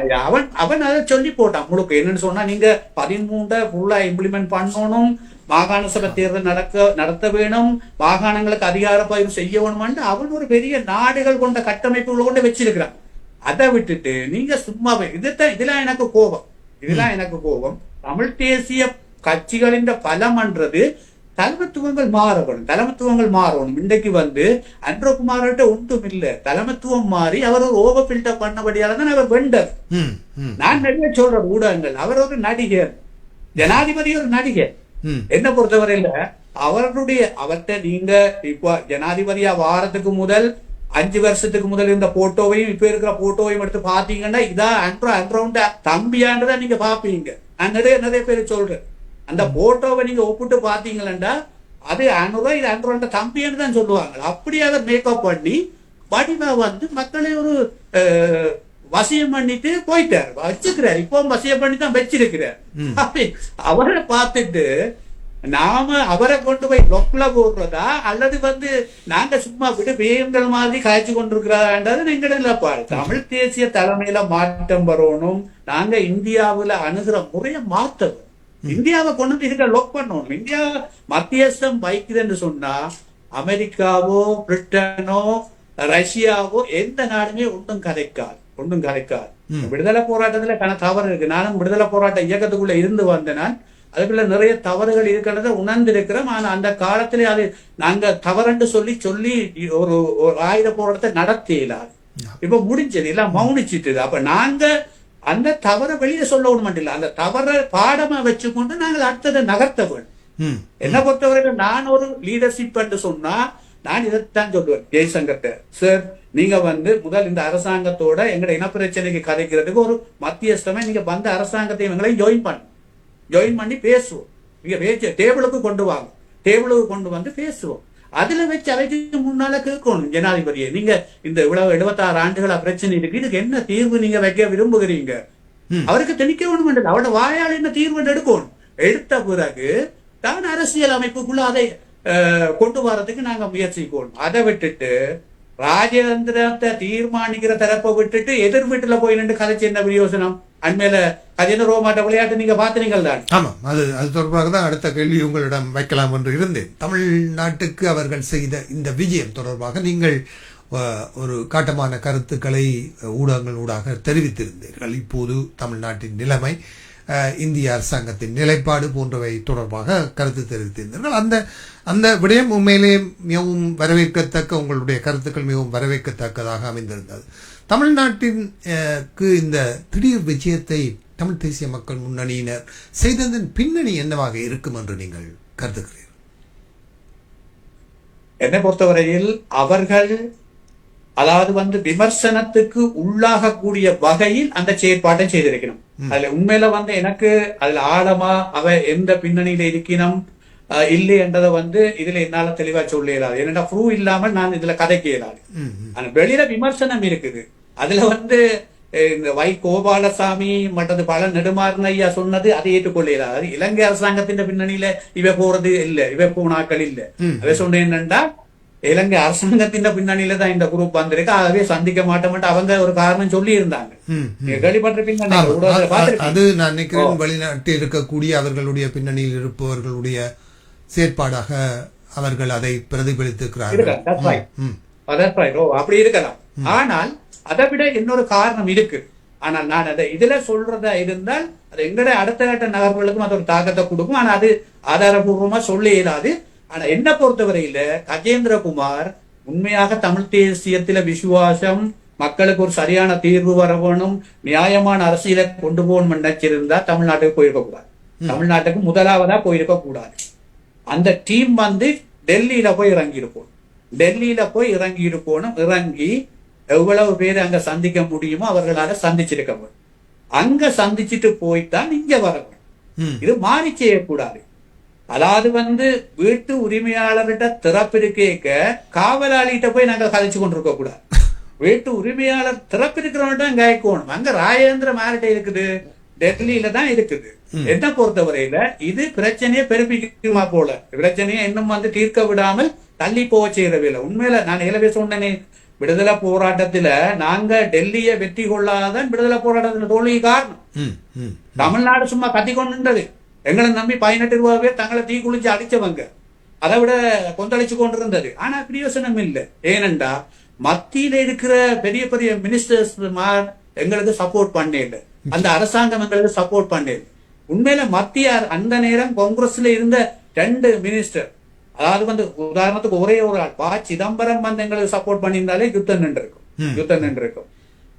அப்படித்தான் நிலவரம். அதுக்கு இல்லாம நம்முடைய அகலவுல ஒரு ஆய்வு பண்ணது சரி வரையில் ஆனபடியால அந்த உண்மையில இன்றைக்கு நான் யுத்த காலத்துல இருந்து விடுதலை புலிகள் அரசியல் புலனாய்வு சகல கட்டமைப்புகளையும் இருந்ததால தான் நான் இவ்வளவு அனுபவத்தை கொண்டிருக்கிறேன், அதை கதைக்கிறேன். நான் சாதாரணமான இவங்களை மாதிரி கொழும்புல எங்காலும் இருந்துட்டு வந்தாலும் இப்படி கதைக்க இயலாது. ஆகவே எங்களுடைய அனுபவமும் எங்களுடைய ஆக்கள் பட்ட வேதனையும் எங்களுடைய ஆக்கள் செய்த முயற்சி இந்த தோல்விகளும் தான் எங்களுக்கு இந்த படிப்பனைய பாடத்தை தந்திருக்குது. ஆனபடியால கஜேந்திரகுமார் தமிழகம் போக வேண்டாம்னு நாங்க சொல்லல. இன்றைக்கு ராஜ்ய சபால கனிமொழி என்ற பேரை வாசிக்க முடியாமல் சபாநாயகர் பட்ட வேதனை நீங்க பார்த்திருப்பீங்க வீடியோக்கள். எவ்வளவு கனிமொழி எவ்வளவு தங்களை எடுத்தறிஞ்சு கைவிட்டுட்டீங்க என்று எவ்வளவு தூரம் அவள் பேசுறாள். அவனோட பேச்சை கனிமொழி எப்படி இந்த பேச்சை கேட்டாலே பரிதாபமா இருக்கும். ஆகவே இங்க எங்களுமாய்த்தான் மத்தியில இருக்கிற அரசாங்கம் எங்களுக்கு எதிர்நிலையில இருக்குமா போல, தமிழகத்துக்கு மத்தியில இருக்கிற அரசாங்கம் எதிர்நிலையில இருக்குது. ஆனபடியால இந்த நகர்வு ஒரு வகையில ஏதோ ஒரு தரப்பு எங்கட பிரச்சனையை நூற்க கூடாது, தீர்க்க கூடாது என்ற வகையில கையாளுது. கடந்த காலத்துல போராட்ட இயக்கங்களுக்கு எப்படி ஊடுருவலை செய்து உடைச்சதோ அதே மாதிரி தான் இந்த செயல்பாடு, அது உங்களுக்கு விளங்கும். ஆனபடியால அப்படி ஒரு செயற்பாட்டுக்கு இனியும் எங்கட தமிழ் தேசிய தரப்பு இருக்கிற தரப்பு போகக்கூடாது. அது ஒரு ஆபத்தான நிலைமை. இனியும் போகணும், இருக்கிறதும் இல்லாம போய். நிச்சயமாக இந்த விடயங்கள் தொடர்பாக நீங்கள் குறிப்பிட்டது போல இந்திய வெளிவிவகார அமைச்சருடன் ஜெய்சங்கருடன் பேசிய சந்தர்ப்பங்களில் மீளவும் இந்த சமஷ்டி கோரிக்கை முன்வைக்கப்பட்டு இப்போது யார் இந்த சமஷ்டி கோரிக்கைக்கு உரிமை கோருவது என்பது போல கஜேந்திரகுமார் தரப்பினரும் தமிழரசு கட்சிக்கும் இடையிலான போட்டி என்பது நடந்து கொண்டிருப்பதை காணக்கூடியதாக இருக்கிறது. குறிப்பாக கஜேந்திரகுமார் அவர்கள் முன்வைத்த ஒரு குற்றச்சாட்டு, அதாவது ஒற்றையாட்சி அமைப்பின் கீழ் மீளவும் இலங்கையிலே ஒரு தீர்வை தமிழ் மக்களுக்கு திணிப்பதற்குத்தான் முயற்சி செய்கிறார்கள் என்ற ஒரு விடயத்தை தான் அவர் தமிழ்நாட்டுக்கு எடுத்துச் சென்றிருந்தார். அந்த ஒற்றையாட்சி முறை தொடர்பாகவும் அப்போது இந்த திரு M.A. சுமந்திரன் அவர்கள் நல்லாட்சி காலத்தில் கொண்டு வரப்பட்ட ஐக்கிய ராஜ்ய அந்த அமைப்பு முறையை திரும்ப கொண்டு வரப் போகிறார்கள் என்ற ஒரு புதிய நிலையில் தான் தமிழ் தேசிய மக்கள் முன்னணி இருப்பது போல தெரிகிறது. நீங்கள் இதுவரை தெரிவித்திருக்கிறீர்கள் தேசிய மக்கள் சக்தி இதுவரை தமிழ் மக்கள் தீர்வு தொடர்பாக எதுவும் பேசவில்லை என்று. ஆனால் அதை அடிப்படையாக வைத்துத்தான் ஒரு தீர்வை தொடர்பாக தாங்கள் ஆராய்ந்து வருகிறோம் என்பது, அதை இன்னும் மேம்படுத்துவது அல்லது அதை இன்னும் வலிதாக்குவது போன்ற ஒரு கருத்துக்களைத்தான் கடந்த முறை தமிழரசு கட்சி பிரமுகர்கள் சென்று ஜனாதிபதியை சந்தித்த போது அவர் அவ்வாறான ஒரு கோடி காட்டியதாகத்தான் வெளியிலே செய்தியாளர்களிடம் கருத்து தெரிவிக்கப்பட்டிருந்தது. அவ்வாறான ஒரு தீர்வு திட்டம் தொடர்பாக தமிழ் மக்கள் சாதகமாக பரிசீலிப்பது தொடர்பாக நீங்கள் என்ன கருதுகிறீர்கள்? அதாவது நான் நினைக்கிறேன் ஜனாதிபதியின் தமிழரசு கட்சி சந்திப்புல நான் நினைக்கிறேன் ஜனாதிபதி அப்படி சொல்லு அவர் அது தொடர்பாக பிறகு கதைப்பம் தான் சொல்லியிருந்தாக சரியான தகவலை நான் அறிஞ்சிருந்தேன். அவர் இப்படி ஒரு விவரணமாக சொன்னதாக இல்ல. ஆகவே அதை ஏற்றுக்கொள்ளக்கூடிய விஷயமா இல்லை. ரெண்டாவது நல்லாட்சி அரசாங்க காலத்துல கொண்டு வந்த இடைக்கால வரைவை நான் தாங்கி இருக்கிற கட்சி நிராகரிச்சது. அது அந்த நேரமே நிராகரிச்சது. அதை நிராகரிக்க வேணுமன்றதுல தீவிரமா இருந்தால நானும் ஒரு ஆள். ஏன்னா அந்த விரைவுக்குள்ள நான் வாய்ச்ச உடனே 3ஆம் நாள் சொன்னேன், எங்கட கட்சியின் அப்ப செயலாளராக இருந்தது சுரேஷ் சட்டத்தரணி ஸ்ரீகாந்த் ஐயா தான் இருந்தவர். அவருக்கு நான் உடனே போன் பண்ணி சொன்னேன், ஐயா இவ்வளவு பிரச்சனை இருக்குது, இது ஏற்றுக்கொள்ள இயலாதுன்னு சொல்ல, அப்ப தம்பி 2 நாள் தாங்கன்னு சொல்லி போட்டு அவர் ஒரு வாரத்துல வவுனியாலே ஒரு கூட்டம் ஒன்று கூடுவிச்சவர். எங்களோட மத்திய குழு உறுப்பினர்கள் எல்லாரையும் ஒன்று கூடி அதுல 2 லோயர்ஸ் வந்திருந்தவர். ஒன்று வந்து முன்னாள் பாராளுமன்ற உறுப்பினர் அமரர் சிதம்பரம் ஐயாண்ட தம்பி சிட்டம்பலம் ஐயா, லோயர் சிட்டம்பலம் ஐயா. அதே போல கந்தசாமி லோயர்ன்னு சொல்லி வடமராட்சியாங்க. அவர்கள் வந்து அது தொடர்பான அந்த கருத்தரங்கில நான் சொன்ன விடயங்கள் அவ்வளத்தையும் கோடிட்டு காட்டி அதை விட மேலான பல விஷயங்களையும் சொல்லி இதை ஒரு காலம் ஏற்றுக்கொள்ளலாண்டு அவையும் அதுல சொல்லி இருந்தது. ஆனபடியால அந்த வரைவு தமிழரசு கட்சி கதைச்சாலும் யார் கதைச்சாலும் அதை ஏற்றுக்கொள்ளக்கூடிய வரைவெல்லாம் அது எப்போவே நிராகரிக்கப்பட்டுட்டு. நான் நினைக்கிறேன் இது தொடர்பா சுரேஷ் பிரேமச்சந்திரனும் ஒரு தெளிவான ஸ்டேட்மெண்ட் கொடுத்திருந்தோம், அதை நாங்கள் ஏற்றுக்கொள்ள. ஆகவே இது அதெல்லாம் முடிச்ச கதை. அதை இவங்க தூக்க போறதும் இல்லை, தொட போறதும் இல்லை. அனுரகுமார தரப்பு எந்த நிகழ்ச்சியினர்கள் இருக்கின்றதை நான் இதுல பதிவு செய்தாக வேணும். அவர்கள் வந்து அதாவது உண்மையிலே மாகாண சபை முறை என்றதை அவர்கள் ஒரு நிர்வாக முறையாக மட்டும்தான் வச்சிருக்க விரும்புகிறோம். அரசியல் அதிகாரங்கள் எதுவும் இல்லாத ஒரு முறையாகத்தான் வெளி தோற்றப்பாட்டுக்கு வச்சிருக்க விரும்புகிறோம். இது கோட்டாபய ராஜபக்சவிடம் இது நிலைமைதான் இருந்தது, இதே நிலைமைதான் இருந்தது. அவரும் வந்து அப்படியான ஒரு தோற்றப்பாட்டு தான். ஏனென்றா இந்தியாவை பகிச்சு கொள்ளக்கூடாது, இந்தியா கொண்டு வந்த அந்த இதை பேரளவுல மட்டும் அதுக்குள்ள ஒரு வச்சிருப்பம் என்ற தோற்றப்பாடு தான் அவங்ககிட்ட இருக்கு, இவங்ககிட்டையும் அதுதான் இருக்கு, இப்ப இருக்கிறாங்கிட்ட. அதை விட மேல அவங்க சைனாவில இருக்கிற ஒரு ஆட்சி கட்டமைப்பு மாதிரி தான் இங்க கொண்டு அவங்க முனைகிறாங்க. இன்றைக்கு வந்து நீங்கள் ஒன்றை ஆழமா பாருங்க, கிராம மட்ட ரீதியாக தங்கட உறுப்பினர் கொண்ட குழுக்களை உருவாக்குறாங்க. இது சைனால அப்படிதான் இருக்கு. அந்த குழுக்கள் மக்களால தெரிவு செய்யப்பட்ட பிரதிநிதிகளுக்கும் அவைக்கும் சம்பந்தம் இல்லாம தான் இயங்கும். முடிவுகள் முழுக்க எடுக்கிறது அந்த குழுதான். மக்களா இன்றைக்கு இங்க இருக்கிற எம்பிபி பிரதேச உறுப்பினர் 3 பேர் என்னட்ட இப்ப கிட்டடியில காலச்சிட்டு, ஐயோ அவங்க அந்த குழுவை போட்டு அவங்க நேரடியா மினிஸ்டரோட அவங்களே காலிச்சு அவங்க தான் தீர்மானிக்கிறாங்க, எங்களால் ஒன்றும் செய்ய இயலாதுன்னு சொல்லிட்டேன். ஆகவே இப்படித்தான் நிலவரம்.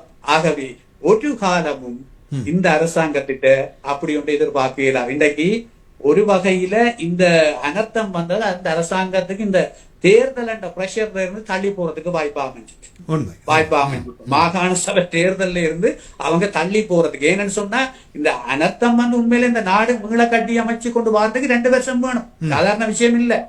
அது எல்லாத்தையும் அந்த அழிவுகள் எல்லாத்தையும் அமர்த்தி போட்டாங்க, அளவீடுகளை அமர்த்திட்டாங்க. ஆனபடியால அவங்களுக்கு தெரியும் இது மீள கட்டிய ரொம்ப கஷ்டம். இந்த விவகாரத்துல உண்மையில வந்து அரசாங்கம் அந்த ஒரு சரியான அரசியலமைப்பை கொண்டு வரதில் அக தெளிவா இல்லை. ஆகவே ஒட்டியாட்சி அரசியலமைப்பு முறை எங்களுக்கு வேண்டாம் என்று நாங்க தமிழ்நாட்டுல சொல்லலாம். தமிழ்நாடும் அப்படித்தான் பிரச்சனையில நிக்குது. ஒன்றிய அரசு தங்களோட அதிகாரங்களை புடுங்குது, அங்க செய்ய விடாது இங்க செய்ய விடாதுன்னு அதே கத்தி கொண்டிருக்கிற நேரத்துல அவங்கிட்ட போய் நீங்க எங்களுக்கு ஒட்டியாட்சி வேண்டாம் சமஸ்தி தாங்கன்னு நீங்க கத்துங்கன்னா அவன் தண்டையை கத்துறதா எங்களையே கத்துறது, யாரையே கத்துறது?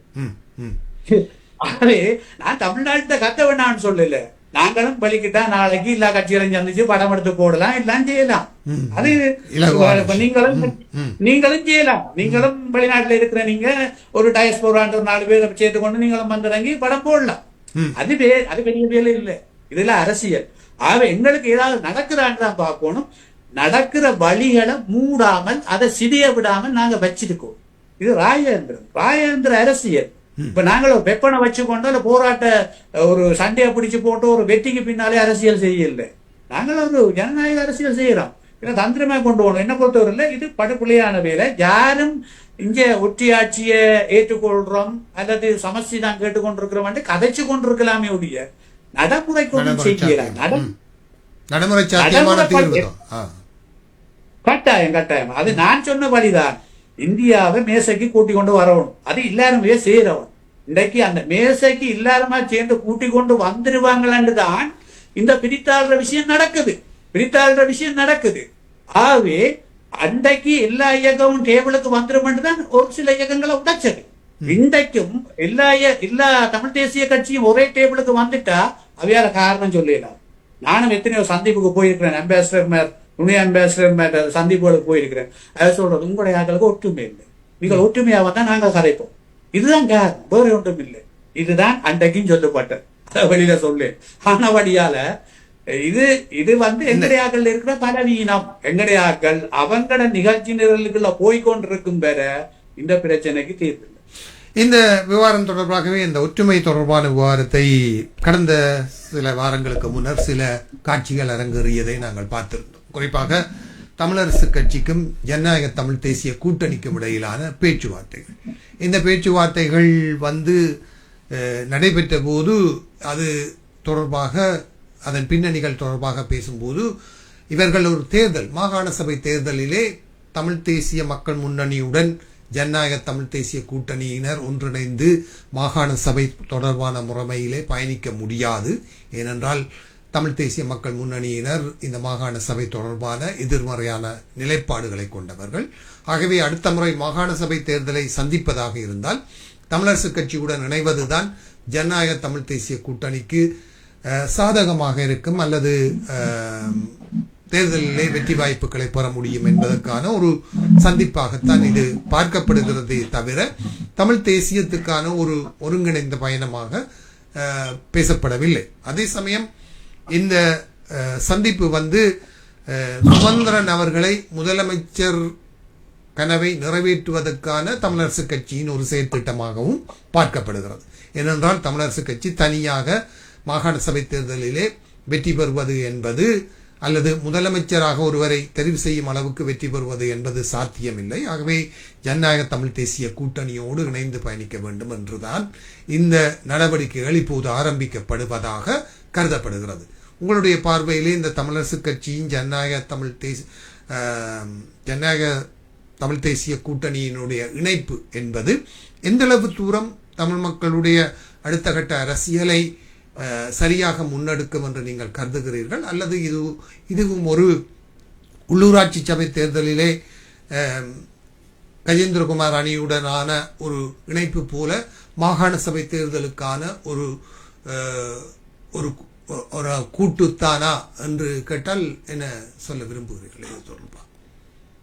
இல்ல, நீங்கள் சொல்லப்பட்ட விமர்சனங்கள் எல்லாம் ஏற்றுக்கொள்ளக்கூடியது. அது இங்க தாயகத்திலே விமர்சனங்கள் இருந்திருக்கு.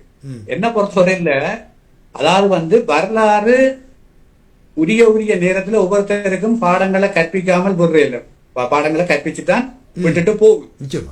ஆனா படியால தனிச்சு நின்று நாங்கள் எதுவும் செய்வோம் என்று போனாக்கள் இன்றைக்கு பதவிகளை இழந்து என்ன சொல்றது பந்தாக்களை இழந்திருக்கிற நேரத்துல மீண்டும் ஒரு பதவி வேணும் என்று சொன்னால் இப்படி ஒரு கூட்டு தேவை என்று அதை யோசிக்கணும். அந்த விமர்சனம் உண்மை, அது ஏற்றுக்கொள்ளக்கூடிய விமர்சனம். ரெண்டாவது, அந்த சந்திப்பு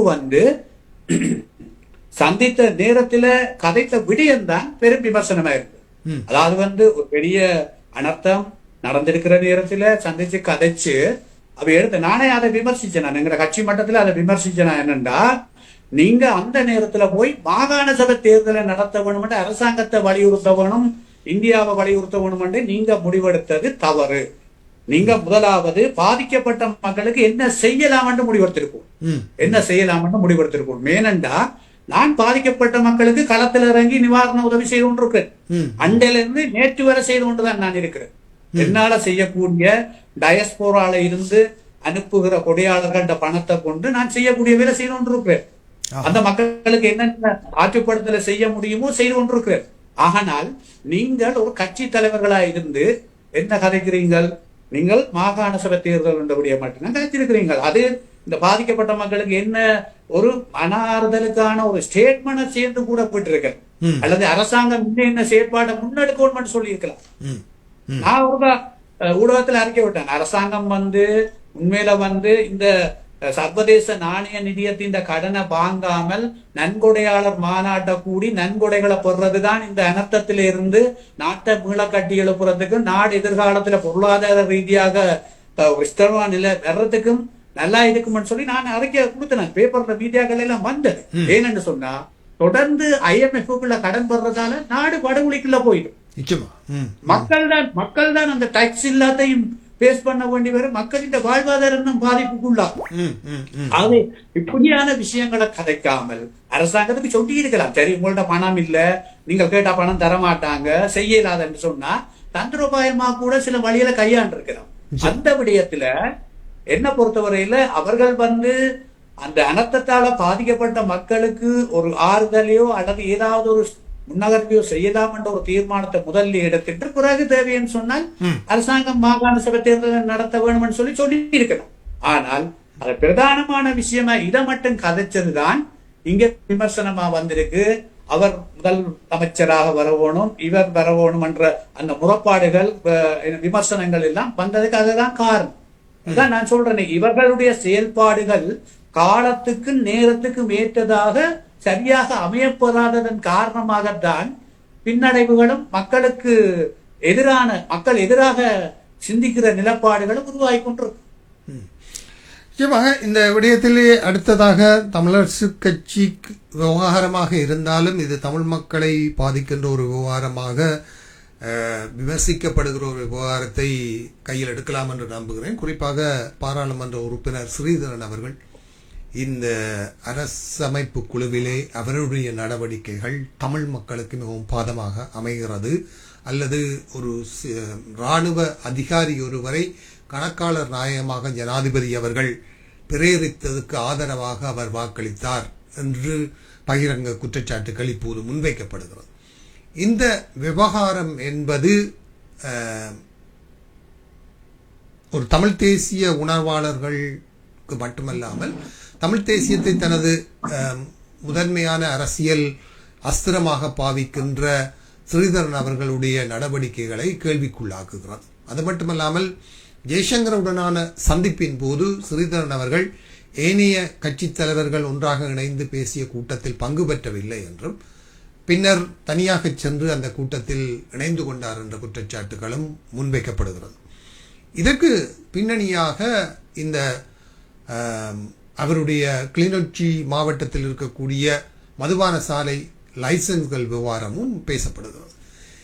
இவற்றை நாங்கள் ஒன்றுடன் ஒன்று முடிச்சு போடக்கூடியதாக இருக்கிறதா? ஸ்ரீதரன் அவர்களுடைய நடவடிக்கைகள் இவ்வாறு கடுமையாக விமர்சிக்கப்படுவதும் அது தமிழ் தேசியத்துக்கு குந்தகமாக அமைந்து கொண்டு இருப்பதும் எதிர்கால தமிழ் மக்களுடைய அரசியலை எங்கு கொண்டு போய் நிறுத்தும் என நீங்கள் எதிர்பார்க்கிறீர்கள்? உண்மையிலே பாராளுமன்ற உறுப்பினர் ஸ்ரீதரன் அவர்கள் தமிழ் தேசியத்தினுடைய ஒரு பெரிய உணர்வாளன் போல தன்னுடைய பேச்சுக்கள், தன்னுடைய செயற்பாடுகளை கட்டி வளர்த்து தான் இவ்வளவு தூரம் மக்களை தன்வயப்படுத்தி பாராளுமன்றத்தில் தொடர்ச்சியாக வந்து கொண்டிருக்கிறார். உண்மையில வந்து கொண்டிருக்கல இதுல மிக பிரதானமான விஷயம் என்னன்னா, தமிழ் மக்கள்கிட்ட இருக்கிறது இராணுவ மயப்படுத்தலை இல்லாது செய்ய வேண்டும். இராணுவ மயப்படுத்தல் என்பது அதாவது உண்மையிலேயே அது ஒரு ஆபத்தான விடயம். இராணுவ மயப்படுத்தலுக்கு யாருமே அதாவது உடந்தையாக இருக்கக்கூடாது என்பது அடிப்படை நிலப்பாடு. இது எங்கட நிலப்பாடு தென்னிலங்கையிலேயும் எதிர்கட்சிகள் பலவற்றிட்டு அப்படி இருக்கு. அப்படி இருக்கிறது போல இருக்கிற போது அவர் இந்த கணக்காளர் நாயகம் என்ற விஷயத்துல ஓய்வு நிலை இராணுவ தளபதி கேர்னல் ஒரு ஆள அதாவது அன்பை கொண்டு வருகிற போது அவரை அந்த குழுவில ஆதரிச்சிருக்கிறது என்பது, அது போய் அவர் தான் ஆதரிச்சனு கஜேந்திரகுமார்கிட்ட சொன்னது என்பது, அதுக்கு பிறகுதான் அது உண்மை என்றதை உறுதிப்படுத்தப்பட்டது. கஜேந்திரகுமார் பேட்டி கொடுக்கும் வரையும் அது தெரியாது, அது பலதரப்பால் அது பொய்யாக சொல்லப்படுது, வேறு தரப்பு அதை திட்டமிட்டு அவரை கோண பண்றதுக்கு ஆசையினம் பண்றதெல்லாம் வந்தது. உண்மையில எங்களால கூட நம்ப முடியாது. நாங்களும் அதை எவ்வளவு தூரம் கன்ஃபார்ம் பண்ணலாம் என்று பார்த்தா கடைசியா கஜேந்திரகுமார் அதை உறுதி செய்துட்டார். ஆனபடியால என்ன பொறுத்தவரையில் அதை ஏற்றுக்கொள்ளல. அது ஏன்னு சொன்னால் அது உண்மையில அவர் அதை ஏற்றுக்கொண்டதன் பின்னால வர விமர்சனங்களை என்ன பொறுத்தவரையில பாராளுமன்ற உறுப்பினர் ஸ்ரீதரன் அவர்கள் ஏற்றுக்கொண்டுதான் ஆகும். ஏனென்று சொன்னால் அவர் அதை ஏன் ஏற்றுக்கொண்டார் என்றால் இவ்வளவு காரணங்களுக்கும் அவர் தனக்கு பாதுகாப்பு அல்லது அதிலிருந்து தப்பித்துக் கொள்வதற்கு தான் அவர் அதை ஆதரித்தார் என்றதை மக்கள் ஏற்றுக்கொள்ற மாதிரி அவர் நடந்திருக்கிறார். அது சாதாரணமா நோமலா சிந்திக்கிறார்களுக்கும் அது விளங்கும். ஆகவே அப்படியான வகையில அவர் நடந்தது என்பது ஒரு என்ன பொறுத்தவரை ஒரு வேதனையான விஷயம். அப்படி நடந்திருக்க கூடாது. இந்த வழியில் ஒரு மேயர் உங்களோடு இணைந்ததற்காக வானொலியில் இணைந்திருக்கிறார். வணக்கம். வணக்கம். சிவா, லண்டன்ல. சொல்லுங்க. நல்ல ஒரு டிஸ்கஷன் போயிட்டு இருக்கு. அவர் மிக காத்திரமாக சில பாயிண்ட் ஃபார்ம்ல சொல்லி வந்திருக்கார். அதை கொஞ்சம் ஆழமாக அறம் சார்ந்து சிந்திக்க வேண்டியதாக இந்த அரசியல் கட்சிகள் இருக்கின்றன. ஏன்னா இன்றைக்கு வருகின்ற ஆண்டு எப்படி இலங்கையில் இந்த முரண்பாடுகள் ஒரு சுமூகமாக நகர்வதற்கான ஒரு பாசிட்டிவ் திங்கிங்ல இவர்கள் நகரவில்லை. இவர்கள் இப்பொழுது தமிழ்நாட்டுக்கு சென்றது ஒரு போலித்தனமான ஒரு கண்டுடைப்பை தவிர இது ஒரு ராஜதந்திர ரீதியாக மத்திய அரசை ஒரு மாற்றத்தை கொண்டு வரக்கூடிய நகர்வு அல்ல. ஏனென்றால் ராஜதந்திர ரீதியான எந்த நகர்வா இருந்தாலும் நீங்கள் சற்று பின்னோக்கி பார்த்தால் எம்ஜிஆர் இருந்த காலத்திலே மத்திய அரசுக்கு அழுத்தம் கொடுக்கிற சக்தியாக எதுவுமே அதன் பின் இழவில்லை தமிழ்நாட்டை பொறுத்தவரை. எனவே எம்ஜிஆர் இருந்த போது ஏற்பட்ட மாற்றமும் இப்பொழுது நடந்து கொண்டு வந்த இந்த கடந்த காலங்களில் 83, 84 பின் இலங்கையின் இயக்கங்களா இருக்கலாம், அரசியல் கட்சிகளா இருக்கலாம், தமிழ்நாடு மூலமாக எந்த ஒரு மாற்றத்தையும் மத்திய அரசிலே கொண்டு வரவில்லை. எனவே நாங்கள் எங்களது ராஜதந்திர பயணமானது மத்திய அரசில் இருந்துதான், அதாவது மூக்கை நேர தொடங்கணுமே தவிர இந்த சுத்தி வந்து தொடர இது ரேக் பண்றது ஒரு ஒரு ஒரு ஒரு ராஜதந்திர. நாங்கள் எவ்வளவோ பட்டறிவு பெற்று விட்டோம். எத்தனையோ சந்திப்புகள், எத்தனையோ பேச்சுவார்த்தைகள், சவுத் ஆப்பிரிக்கால இருந்து, நோர்வேல இருந்து, வேற நாடு, அயர்லாந்து சந்திப்பு, இப்படி எத்தனையோ சந்திப்புகள், எத்தனையோ வட்டங்களை தாண்டி எங்களுக்கு இன்றைக்கு பாயிண்ட் ஃபார்மிலே ஒரு ரோட் மேப்புடன் இதுதான் நமக்கு தேவை என்ற இலங்கை அரசுக்காக இருக்கலாம், ராஜதந்திர ரீதியான தூதரகங்களுக்காக இருக்கலாம், அல்லது வெளிநாட்டு சந்திப்புகளாக இருக்கலாம், ஃபாரின் மினிஸ்ட்ரி எங்களை ஒரு ரெட் கார்பெட் போட்டு வரவேற்கிறதுக்கான ஒரு பொறுமுறை எங்கள்கிட்ட இருக்கிறதா, அல்ல அதை நோக்கி நகரத்துக்கான ஒரு குழு, அதாவது எங்களுக்கு வாட்ஸ் நெக்ஸ்ட் என்றது அடுத்தது என்ன என்ற ஒரு இதை சொல்லக்கூடிய ஒரு அட்வைசரி பேனல் இவர்களிடம் இருக்கிறார். நீங்க கட்சிகள் எத்தனையும் இருக்கலாம், அது வரும் போகும். இது என்ன நாடுகளிலே ஏற்படுற ஏதாவது கேள்விகள் இருக்கிறதா? இதிலே நாங்கள் தற்போது இலங்கை அரசு எப்படி என்கேஜ் பண்ணி இதை செய்ய போகிறோம் என்ற துணிதான் இனி தேவை. அதை விடுத்து உள்முரண்பாடுகளை திருப்பி காபட்டிகள் இருக்க குப்பைகளை மணந்து கொண்டிருப்பதை விட அடுத்த தலைமுறையை இதற்குள் களமுறைக்கு நாங்கள் ஒரு புதிய பாதையில் பயணிக்க வேண்டும் என்றால் சர்வதேசத்துடனும் இலங்கைக்குள்ளும் எங்களுக்கு என்ன வழி என்பதுதான் எங்களுடைய இப்பொழுது இருக்கின்ற பெரிய கேள்வி. அந்த வழி ஒரு ஹப்பாக அமைய வேணும். கல்வி, பொருளாதாரம், அரசியல் என்ற ஹப்பிலே பார்க்கும்போது இந்த ஓருக்கு பின் இந்த தேசம் என்ற கட்டுமானத்துக்கு எப்படி நகரப்போகின்றோம், அதுதான் முக்கியம் என்னுடைய கேள்வி. சரி, நன்றி. நன்றி சிவா, உங்களுடைய கருத்துக்களுக்கு நன்றி. நான் அடுத்த கேள்விகளுக்கு செல்லலாம் என்று நம்புகிறேன். குறிப்பாக தற்சமயம் நடைபெற்ற, நீங்கள் ஏற்கனவே குறிப்பிட்ட இந்த பேரிடர் தொடர்பான பணிகள் தொடர்பாகவும் அரசாங்கத்தின் செயற்பாடுகள் தொடர்பாகவும் கிராம சேவகர்கள் மற்றும் அரச பணியாளர்களுடைய செயற்பாடுகள் தொடர்பாக மட்டுமல்லாமல் பாராளுமன்ற உறுப்பினர்களுடைய செயற்பாடுகள் தொடர்பாகவும் கடந்த வாரங்களாக பல செய்திகள், பலவிதமான தகவல்கள், முறையாக உதவிகள் தேவையானவர்களுக்கு சென்று சேரவில்லை, கட்சி சார்பாக அல்லது வாக்கு ரீதியாகவும் இந்த உதவிகள் பம்பண்ணப்பட்டு இருக்கிறது என்று கூட செய்திகள் வருகின்றன. உண்மையில் இந்த பேரிடர் தொடர்பான அரசாங்கத்தின் நடவடிக்கைகள் திருப்திகரமாக மக்களை சென்றடைந்திருக்கிறது என்று நீங்கள் கருதுகிறீர்களா, அல்லது அவை இன்னமும் முறையாக திட்டமிடப்பட்டு சிறப்பாக செய்திருக்க முடியும் என நீங்கள் நினைக்கிறீர்களா? எப்படி இந்த நிலைமைகள் அங்கு இருக்கிறது?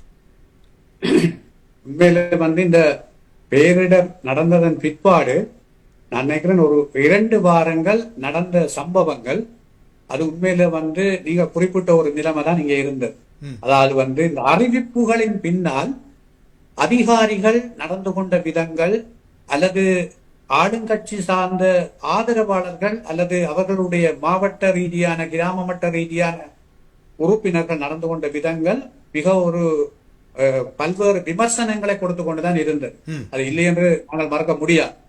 ஆனால் இப்பொழுது நான் நினைக்கிறேன் பெரிய அளவுக்கு அந்த விமர்சனங்கள் ஓரளவுக்கு நீங்கி இருக்கு. என்னன்னு சொன்னால், எடுத்த எடுப்பில் அரசாங்கம் அந்த கையாண்ட விதம் ஒரு பாரிய அந்த பிரச்சனையை ஏற்படுத்துறதுக்கு காரணம் அமைஞ்சிட்டு என்னென்றால், வெள்ளம் வந்தால் எல்லாரும் பதியும் சொல்லி வெளிக்கிடைக்குள்ளதான் வெள்ளம் வராதவனும் சரி வந்தவனும் சரி டிஎஸ் ஆபீஸ்ல போய் கிராம ஜிஎஸ் கிட்ட போய் போம் எடுத்து பதிஞ்சு எல்லாம் குளறுபடியில் நடந்து கொண்டிருக்கல.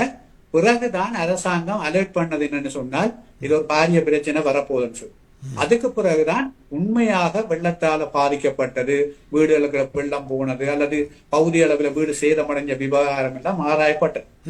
அதால உண்மையில இப்ப அதுக்கு பிறகு நியாயமான நாட்களின் போமுகள் கேன்சல் பண்ணி பாதிக்கப்பட்டார்கள் ஓரளவுக்கு எடுக்கப்பட்டிருக்கிறார்கள். நாங்கள் அது எல்லாவற்றையும் பிளவுடிப்பவர்களா இருக்க இயலாது. ஓரளவுக்கு பாதிக்கப்பட்டவர்கள் அதில் உள்வாங்கப்பட்டிருக்கிறோம். ஆனா அரசியல் ரீதியான அணுகுமுறைகள் ஓரளவு இருக்குது, இல்லையாண்டு இல்ல. கடந்த காலத்தை போலதான் ஓரளவு இருக்கு. அதுதான் அங்க இருக்கிற பிரச்சனை. அதாலதான் இந்த விமர்சனம் வந்தது.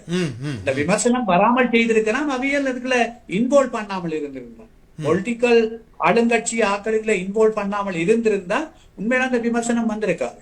இன்னைக்கு பாதிக்கப்பட்ட இடங்கள்ல நிறைய மக்களுக்கு நிதிகள் போயிருக்குது, அவங்க பெற்றிருக்கிறாங்க.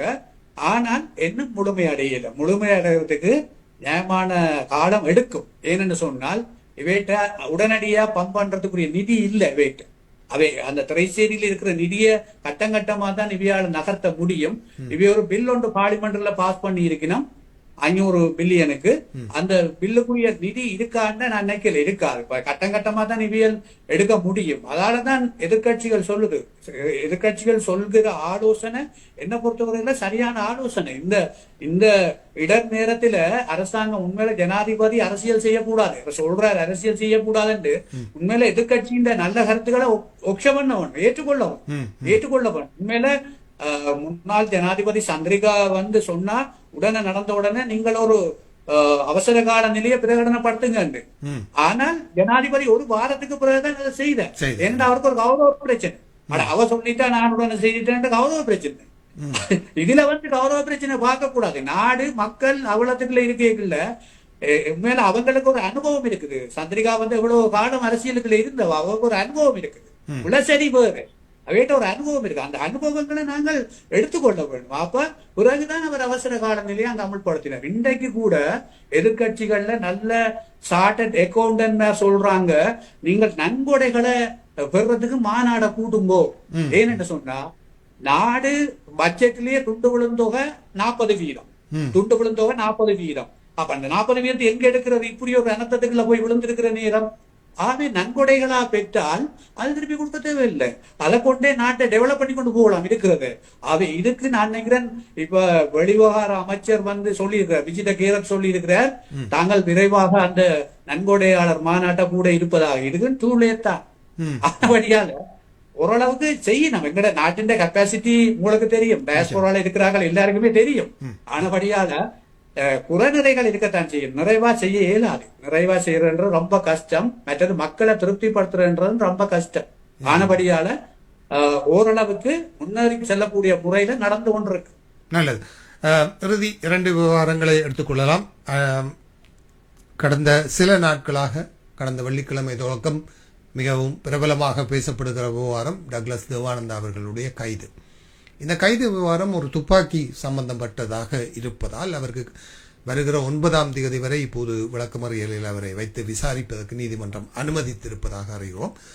இந்த கைது விவகாரம் தமிழ் மக்கள் மத்தியிலே ஒரு பாரிய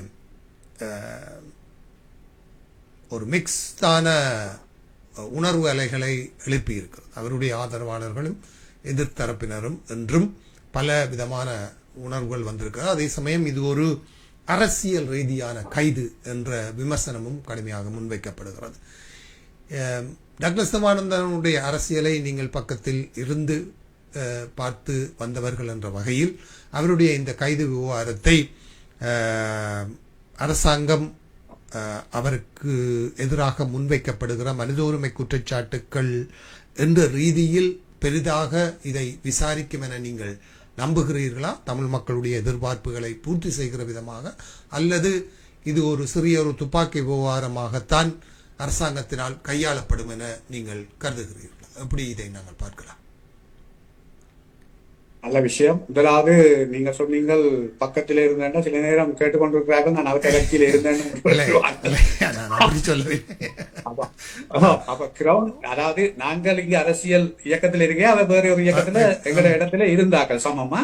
ஆனபடியால அது என்னன்னு சொன்னால், இது உண்மையில வந்து டக்ளஸ் தேவானந்தாண்ட மிஸ்டேக்கா அல்லது வந்து அவரோட இருந்தாக்கள் செஞ்ச வேலையான்றத போகத்தான் தெரியும். ஏனென்று சொன்னால் இது இந்த விவகாரம் 2019 அவர் அதாவது வந்து புலனாய்வு இதுக்கு போய் வந்து குற்றப்புலனாய்வுக்கு போய் ஒரு ஸ்டேட்மெண்ட் கொடுத்திருக்கிறார். அப்பவே அந்த இவர் சைன் சிக்னேச்சர் பண்ணி எடுத்த ஆயுதம் மிஸ்டேக் ஆனது அப்பவே ஆராயப்பட்டிருக்குது. ஆனால் அப்ப அவருக்கு கேபினெட் அமைச்சர் மற்றது வந்து அவர் ஒரு எம்பியா இருந்தபடியால அவருக்கு வந்து அப்ப அந்த நெருக்கடிகள் குறைஞ்சிட்டேன்னா அவர்கிட்ட கூட்டாளி மாதிரி தான் ஆளுங்கட்சியில இருந்தாங்க. அதனால அவர்கிட்ட நெருக்கடிகள் குறைஞ்சிட்டது. ஆனால் இப்ப வந்து அவருக்கு எதிரான பார்ட்டி தான் இருக்கு. அப்ப அவர் வந்து இவரை முட்டா ஒரு பிள்ளையான ஆள் மாதிரி காட்ட வேணும்ன்றதுல அவை தீவிரமா இருக்கணும். வந்தேன் குகதாஸ், அதாவது இந்த விவகாரம் ஆளுங்கட்சியில் ஒரு தரப்பினர் இருக்கும்போது அவர்கள் செய்கிற விவகாரங்கள் எல்லாம் யாராலும் கண்டுகொள்ளப்படாத சூழ்நிலைகளில் இப்போது எதிர்த்தரப்பில் இருக்கும்போது அவருக்கு எதிரான குற்றச்சாட்டுக்களை முன்வைத்து அவரை கைது செய்வது, அதே போல பிள்ளையானவர்களை கைது செய்வது போன்ற செயற்பாடுகளையும் இந்த பாதாள உல குழுக்களோடு சம்பந்தப்பட்ட அமைச்சர்கள் போன்ற விவகாரங்கள் கிளறப்படுவதையும் நாங்கள் பார்க்கிறோம். இது தேசிய மக்கள் சக்தி அரசாங்கம் எப்படியான ஒரு போக்கிலே நகருகிறது என்பது போன்ற ஒரு விடயத்தை எங்களுக்கு சொல்லுகிறார். அதாவது அவ்வப்போது சில பரபரப்பான அரசியல் நகர்வுகளை மேற்கொள்வதன் ஊடாக தங்களை மக்கள் மத்தியிலே ஒரு பாப்புலாரிட்டியை வைத்துக் கொள்வது என்று கருத நினைக்கிறார்களா? எப்படி நாங்கள் இதை பார்ப்பது இந்த விவகாரத்தை? இல்ல, இது ஒரு அரசியல் டிராமா என்ன பொறுத்தவரை. ஏனென்று சொன்னால் அந்த கடந்த கால ஆட்சியாளர்களின் எடுபடியாத்தான் அதாவது அமைச்சர் டக்ளஸ் தேவானந்தா இருந்தது, அது எல்லாருக்கும் தெரியும். ஆகவே அந்த காலகட்ட பரப்பில அவர் டிஃபென்ஸ்ல போய் சிக்னேச்சர் பண்ணி எடுத்த ஆயுதங்கள் மிஸ்டேக் ஆன உடனே அவங்க கூப்பிட்டு வருஷம் இந்த சைன் பண்ணி லைசன்ஸ் கொடுத்த ஆயுதங்கள் எல்லாம் கூப்பிட்டு சரி பார்க்கல அந்த மிஸ்டேக் பிடிபடைகள் அவருக்கு ஒரு இன்குவாரி போனது. அவர் அதுல இருந்து ஒரு மாதிரி தப்பிச்சு வந்துட்டார். இப்ப அந்த அரியஸ் அந்த கேஸுகள் இப்ப இறந்தானே இப்படியான விஷயங்கள்ல வந்து அந்த அரியஸ எடுக்கல, அந்த விஷயங்கள் அரியஸ் விடயங்களை எடுக்கல, இதுக்குள்ள இப்ப பேர் மாற்றப்பட்டிருக்கு. இது நீங்க குறிப்பிட்டது போல கடந்த கால ஆட்சியாளர்கள் தங்களோட இருந்தாக்களை பாதுகாத்திருக்கணும், இப்ப இருக்கிற ஆட்சியாளர்கள் அவர்களை கண்டுபிடிச்சிருக்கணும். ஆகவே ஒரு வித்தியாசமான பரிணாமம், இப்படியான ஒரு நிகழ்வு எப்படி போகுதுன்னு நீங்க கேட்கிறீங்க, நல்ல விஷயம். இப்ப இருக்கிற ஆட்சியாளர்கிட்டையும் அந்த பிரச்சனை இருக்கு. இப்ப 6 அமைச்சர்கள் மீது குற்றச்சாட்டு வைக்கப்பட்டிருக்கு. 6 அமைச்சர்கள் மீது குற்றச்சாட்டு வைக்கப்பட்டு அரசாங்கம் கண்டுகொள்ளல தானே, கண்டுகொள்ளாயினும் இது நடக்கும். ஏன்னு சொன்னா அண்மையில ஒரு சபாநாயகர் நான் டாக்டர் கலாநிதி முடிச்சிட்டு வந்தேன்னு சொல்லி நடந்த விஷயம் உங்களுக்கு தெரியும். கலாநிதியில அவர் சர்டிபிகேட் தேடி கொண்டிருக்கிறார். நான் நினைக்கிறேன் சந்திர மண்டலத்துக்கு தான் நீ போய் எடுப்பார் போல இருக்கு. அடுத்தது வந்து அவர் அண்மையில ஒரு ஆக்சிடென்ட் ஒன்றுல அவர் மாட்டுப்பட்ட உடனே அவர் உண்மையில வந்து மது போதையில வந்தான் அடிபட்டது போதையில வந்தான் அடிபட்டது. ஆனா போலீஸ் வந்து என்ன சொல்லுது, அவர்கிட்ட வாகனம் வந்து தொழில்நுட்ப கோளாறால ஆக்சிடென்ட் பட்டாரு. எதிரணி பாராளுமன்ற உறுப்பினர் பார்லிமெண்ட்ல பேசினார் சாமர சம்பத், அவட்ட முகத்தை புளிஞ்சா அரப்போதுக்கு சாராயம் எடுக்கலாம். ஆவே அவர்கள் கட்சிக்குள்ள என்ன பிரச்சனை இருக்கு என்றது நீங்க அண்மையில வந்து பிமல் ரத்நாயகாண்ட மினிஸ்டர் போஸ்ட் 2 எடுக்கப்பட்டது. அதாவது சீபோர்ட் ஏர்போர்ட், அதாவது கடற்துறை விமானத்துறை 2 வந்து அவர்கிட்ட பறிக்கப்பட்டது. அது ஏன் பறிக்கப்பட்டது கன பேருக்கு தெரியாது. ஆனா நான் ஊடகங்கள்ல அவருக்கு ஆரம்பத்தில இருந்து எங்கட யாழ்ப்பாணத்துல வந்து KKS காபரை டெவலப் பண்ண முடியாது, இந்தியா காசு தர மாட்டுது, நாங்க ஒலிவில் காபரை தான் கொமர்ஷியல் காபராக மாத்த போறோம் என்று சொன்னதுக்கு நான் உடனே ஊடகங்கள் எதிர்ப்பு விட்டேன். அவர் வந்து அப்படி சொல்லல, யாழ்ப்பாணத்துல வந்து KKS காபரை வர்த்தக துறைமுகமாக மாற்ற முடியாது பிமல் ரத்நாயகா இந்த சண்டித்தனம் விடையிலார் கதைக்கல. அவர் அதட்டி கதைச்சவர். பாராளுமன்ற உறுப்பினர் ஸ்ரீதரன் அதுக்கு கவுண்டர் பண்ண முடியாது. நானே அதுக்கு ஒன்றும் சரியா கவுண்டர் பண்ணி இப்ப நீங்க அப்படி சொல்லலாரு. அப்ப உடனே என்ன நடந்தது, இந்தியால இருந்து அண்ட்ரோ கோல் வந்தது, இப்படி உடையால் யாழ்ப்பாணத்துல போய் இப்படி கழிச்சிருக்கிறார், என்ன நடக்குதுன்னு. என்ன நடந்தது? அன்றவாடு ஏனாம போச்சு. அன்றவா என்ன செய்தார்? தந்திரோபாயமா கொண்டு ஒரு மினிஸ்டர் அமைச்சரவையில மாற்றம் என்று சொல்லி தந்திரமா கொண்டு வந்து ஏனையாக்களுக்கு மாத்திரன்னு சொல்லித்தான் அவரே கவனம். இன்றைக்கு அவர் வாயடிச்சு போயிருக்கிறார், உங்களுக்கு தெரியும். இன்றைக்கு அவர் பழையமாயிட்டுள்ளே இல்லை. இன்னொரு நேயர் நம்மோடு இணைக்கிறார், அவரையும் ஏற்றுக்கொள்வோம். வணக்கம். வணக்கம். எனக்கு கோதாசண்டே ஒரு அன்பான வேண்டுகோள் என்னென்னால், இந்த அடுத்த வருஷத்துல இருந்து தமிழ் கட்சிகள் சரி, தமிழ் உறுப்பினர்கள் யாருட்டு என்றாலும் அவர் செய்கிற சரி பிழைகளை நீங்கள் நேரடியா நீங்கள் இதை இப்படி செய்திருக்கலாம், நீங்கள் இதை இப்படி செய்திருக்கலாம் என்று அதுகளுக்கு உடனே அதுகளை நீங்கள் சொல்லி அவைய ஒரு வழிக்கு கொண்டு வாங்க. அதை கூட சொல்லி கேட்க வேண்டும் இல்ல, ஆனால் நீங்கள் உங்களோட கருத்தை அவைக்கு நேர ஒருக்கா கலைங்கோ என்றதை நான் உங்களுக்கு ஒரு அன்பான வேண்டுகோளா வைக்கிறேன். என்னென்றால் யாரென்றாலும் ஒரு ஆள் இந்த கருத்துகள் சொல்ல வேண்டும், அவைக்கு நேரடியா சொன்னால் அதை கேட்கிறியோ கேட்க இல்லையோ அது அப்பால. ஆனால் உங்களோட பொறுப்பென்று ஒன்று இருக்குது, உங்களோட கடமை என்று ஒன்று இருக்கு. இந்த மண்ணுக்கும் மக்களுக்கும் செய்ய வேண்டிய ஒரு கடமை பொறுப்பு இருக்கிறத நீங்கள் செய்ய வேண்டும் என்றதை நான் ஒரு அன்பான வேண்டுகோளா சொல்றேன். நன்றி. நன்றி நன்றி. அந்த விமலின் பதவி அப்படி தந்திரோபாயமா பறிக்கப்பட்டதை ஒழிய அதை நேரடியா மேல வேலை செய்ய முடியல. இன்றைக்கு கூட இன்னொரு பிரச்சனை வரும். நான் உங்களோட ஊடகங்கள்ல சொல்றேன். அண்மையில யாழ்ப்பாண துணை தூதரத்தை 5000 பேரை கொண்டு அடுத்த முறை அகற்றுவோம் என்று சொன்னதெல்லாம் அது ஆளுங்கட்சிக்குள்ள இருக்கிறார்கள் தான் சொல்லி விட்டது. அவனை அந்த மீனவ பொடியனுக்கு ஒரு அரசியல் ஆழமான விஷயம் ஒன்றுமே தெரியாது. அவன் உள்ளூராட்சி மன்ற தேர்தல்ல என்பிபியில ஒரு வேட்பாளர். ஆகவே அவனை பயன்படுத்தி அவனை அந்த ஊடகத்துக்கு முன்னால வச்சு கதைக்க வச்சது. அவன் சொன்ன அடுத்த விஷயம் தான் ஆபத்து. அவன் சொல்றான், நாங்கள் அடுத்த சைனாண்ட அமெரிக்காண்ட எம்பசியில இங்க போடுறதுக்கு அனுமதிப்போம் என்று சொல்றான். அப்ப இது அவ்வளவு தூரம் அவன் ஆழமா சிந்திக்கிறாள் இல்ல. ஆனபடியால ஆளுங்கட்சிக்குள்ள திருதாளம் இருக்குது. இன்றைக்கு 6 அமைச்சர்மார் ஊழல் அது வெளியில வந்திருக்குது, எல்லாம் ஊடகங்கள்ல எல்லாம் காட்டப்பட்டிருக்கு. அதுக்கு எந்த ஆக்ஷனும் எடுக்கலையே. ஆகவே அவைகளுக்கு இனி அடுத்து வாராக்கள் தான் ஆக்ஷன் எடுக்கும். ஆட்சி மாறி போய்க அடுத்து வாராக்கள் தான் அதுக்கு ஆக்ஷன் எடுக்கணும். அதாலதான் டக்ளஸ் தேவானந்தா இன்றைக்கு ஆட்சி மாறினதால அவர் இந்த பிரச்சனையில அந்த வெப்பன் எல்லாம் உண்மையில அந்த அண்டர்வேர்ல்ட் பார்ட்டியில பிடிபட்டுட்டு, அண்டர்வேர்ல்ட் பார்ட்டியில இருந்து பிடிபட்ட வெப்பனை கொண்டு செக் பண்ணி பார்த்ததுலதான் இவருக்கு கொடுத்த வெப்பன் தான் நாங்க பிடிபட்டிருக்குது. அதாலதான் இப்ப பிடிபட்டிருக்கணும். ஆகவே அது இந்த விளைவு உண்மையில டக்ளஸ் தேவானந்தாவுக்கு தெரியுமா அல்லது அவரோட இருந்தார்கள் தான் இந்த வேலையை செஞ்சாங்களான்றது அது நீ காலப்போக்கில நான் நினைக்கிறேன் விசாரணையில வெளியில வரும். அதுக்கு முதல் நான் சாத்திரம் சொன்ன மாதிரி சொல்லதானே. என்னன்னு சொன்னா இதுல இன்வெஸ்டிகேஷன் மூலமா தான் சரியான உண்மைகள் வெளியில வரும். அதுல நான் நினைக்கிறேன் அப்படி மிஸ்டேக்கள் நடந்திருக்கலாம். ஏன்னா அவர்கிட்ட அமைப்புல இருந்து இப்ப நிறைய பேர் வெளியில போயிட்டு நிறைய பேர் என்பிபியில இருக்கணும். பட் அமைப்புல இருந்தார்கள் நிறைய பேர் இப்ப என்பிபியில இருக்கணும். உங்கையும் டயஸ்போராலையும் விடுதலை போராட்ட காலத்துல எதிராக இருந்தாக்கள் தான் இப்ப என்பிபி ஆக்கள். தாயகத்துல எனக்கே ஒரு ஆள் ஓப்படுத்த அப்ப நான் சொன்னேன், உங்களோட வகுப்போட தான் எங்களுக்கு தெரியும், நீங்க என்ன மாதிரி இருக்கிறீங்க. நீங்க கோட்டா வந்தா நாங்க கோட்டாண்டையால், மைந்தா வந்தா நாங்கள் மைந்தாண்டையால், அன்றா வந்தா நாங்கள் அன்றாண்டையாள் என்றார்கள் தான். நான் யார்ட்டி ஆளும் இல்லை, நான் தமிழ் மக்கள் இந்திய ஆளுன்னு தான் அதுக்கு தெளிவா சொன்னேன். அருமை.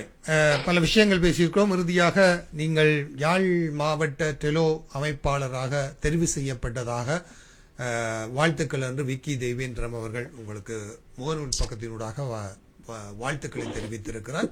நம்முடைய வாழ்த்துக்களையும் தெரிவித்துக் கொள்கிறோம். டெலோ அமைப்பில் தற்சமயம் ஏற்பட்டிருக்கக்கூடிய இந்த தலைமைத்துவ பிரச்சனை தொடர்பாக உங்களால் முடிந்த கருத்துக்கள் ஏதாவது நமது நேயர்களுடன் பகிர்ந்து கொள்ள விரும்பினால் பகிர்ந்து கொள்ளலாம். 2 கூட்டங்கள் நடந்ததாக நான் அறிகிறேன். இந்த பிரச்சனை செல்வம் அடைக்கலநாதன் அவர்களுக்கு எதிரான விமர்சனங்கள் வந்த பின்னர் 2 கூட்டங்கள் நடந்ததாக அறிகிறோம். ஒரு தலைமைத்துவ மாற்றம் ஒன்று ஏற்படலாம் என்று பொதுவாக கருதப்பட்ட போதும் தொடர்ச்சியாக திரு செல்வம் அடைக்கலநாதன் அவர்களே தலைமை பதவியில் இருக்கிறார். அவருக்கு ஆதரவாக இந்த உங்களுடைய மத்திய குழு பெரும் ஆதரவாக இருப்பதாக கருதப்படுகிறது. இவ்வாறான ஒரு கடும் விமர்சனங்களுக்குள்ளாக்கப்பட்ட ஒரு தலைவரை தலைமைத்துவம் தொடர்பான உங்கள் அமைப்பின் முடிவுகள் தொடர்பாக கடுமையான விமர்சனங்கள் இருக்கிறது. இதை எப்படி நீங்கள் மக்களுக்கு தெளிவுபடுத்துவீர்கள்? உண்மை. அதாவது இப்ப கடந்த 2 மாதங்களுக்கு முதல் நான் நினைக்கிறேன் இந்த புயல் வாரத்துக்கு முதல் அந்த புயல் வந்தது. அந்த அந்த அதுல அந்த விமர்சனம் எல்லா ஊடகங்கள்லையும் வந்த விடயம் எல்லோருக்கும் தெரியும். அந்த விமர்சனம் வந்ததன் பிற்பாடு தலைமை குழு, மத்திய குழு அல்ல, தலைமை குழு பிரசிடியம் வவுனியாவில் கூடப்பட்டது, நேரடியாக கூடப்பட்டது. பழமையாக ஏஜெண்டாக வாட்ஸ்அப்ல தான் குரூப்பாக கூடுகிற பழமை இருக்கு. ஆனால் இந்த விவகாரம் வந்ததன் பிற்பாடு வவுனியாவில் கூடப்பட்ட போது நாங்கள் இந்த பிரச்சனை தொடர்பாக அவருடன் வெளிப்படையாக, நான் என்னை பொறுத்தவரையில் என்னுடன் நான் ஒரு புதிய உறுப்பினராக இருந்தாலும் பழைய உறுப்பினர்கள் உட்பட பலர் அந்த விவாதத்தை, அந்த கருத்தை முன்வைத்தார்கள். உண்மையிலே அவர் அந்த பிரச்சனையை அவர் ஏற்றுக்கொண்டார். அந்த பிரச்சனை தொடர்பாக கட்சிக்கு ஒரு பின்னடைவு ஏற்பட்டிருக்கிறது. அது மாத்திரமல்ல, கட்சியில் இருப்பவர்களுக்கும் மக்கள் மத்தியிலே முகம் கொடுக்கறதுக்கு கஷ்டமாயிருக்கும். அது ஒரு திட்டமிடப்பட்ட ஒரு பிரச்சனையாக உருவெடுத்திட்டது, அது மெருகூட்டப்பட்டு விட்டது. ஆகவே இந்த விவகாரத்தில் இருந்து உடனடியாக நான் விலகுவதை விட நான் மாநாட்டை முன்கூட்டி கூடி அந்த மாநாட்டின் பிறகு நான் விலகிக் கொள்வதாக அவர் எங்களுக்கு ஒப்புதல் தந்திருக்கிறார். நான் உண்மையிலேயே அந்த கூட்டத்தில் தெரிவித்த விடயம், அதை நீங்க ஊடகங்களில் பார்த்திருப்பீர்கள். நான் சொன்னது உடனடியாக நீங்களாக விலகுங்கள். ஏனென்று சொன்னால் நாங்கள் உங்கள் மீது குறை காண்பதை விட கட்சி மீது இப்படியான தலைமைத்துவத்துக்கு கீழ் நாங்கள் பயணிக்கிறோம் என்பதை மக்கள் ஏற்றுக்கொள்ள மாட்டார். ஏனென்று சொன்னால் பொது வழியில் அவர் மீது சுமத்தப்பட்ட அந்த குற்றச்சாட்டு அது ஆதாரபூர்வமாக அது பாதிக்கப்பட்ட பெண்ணோ அல்லது அது தொடர்பான நபர்களோ வெளியில் எங்கேயும் வந்ததில்லை, சொன்னதில்லை.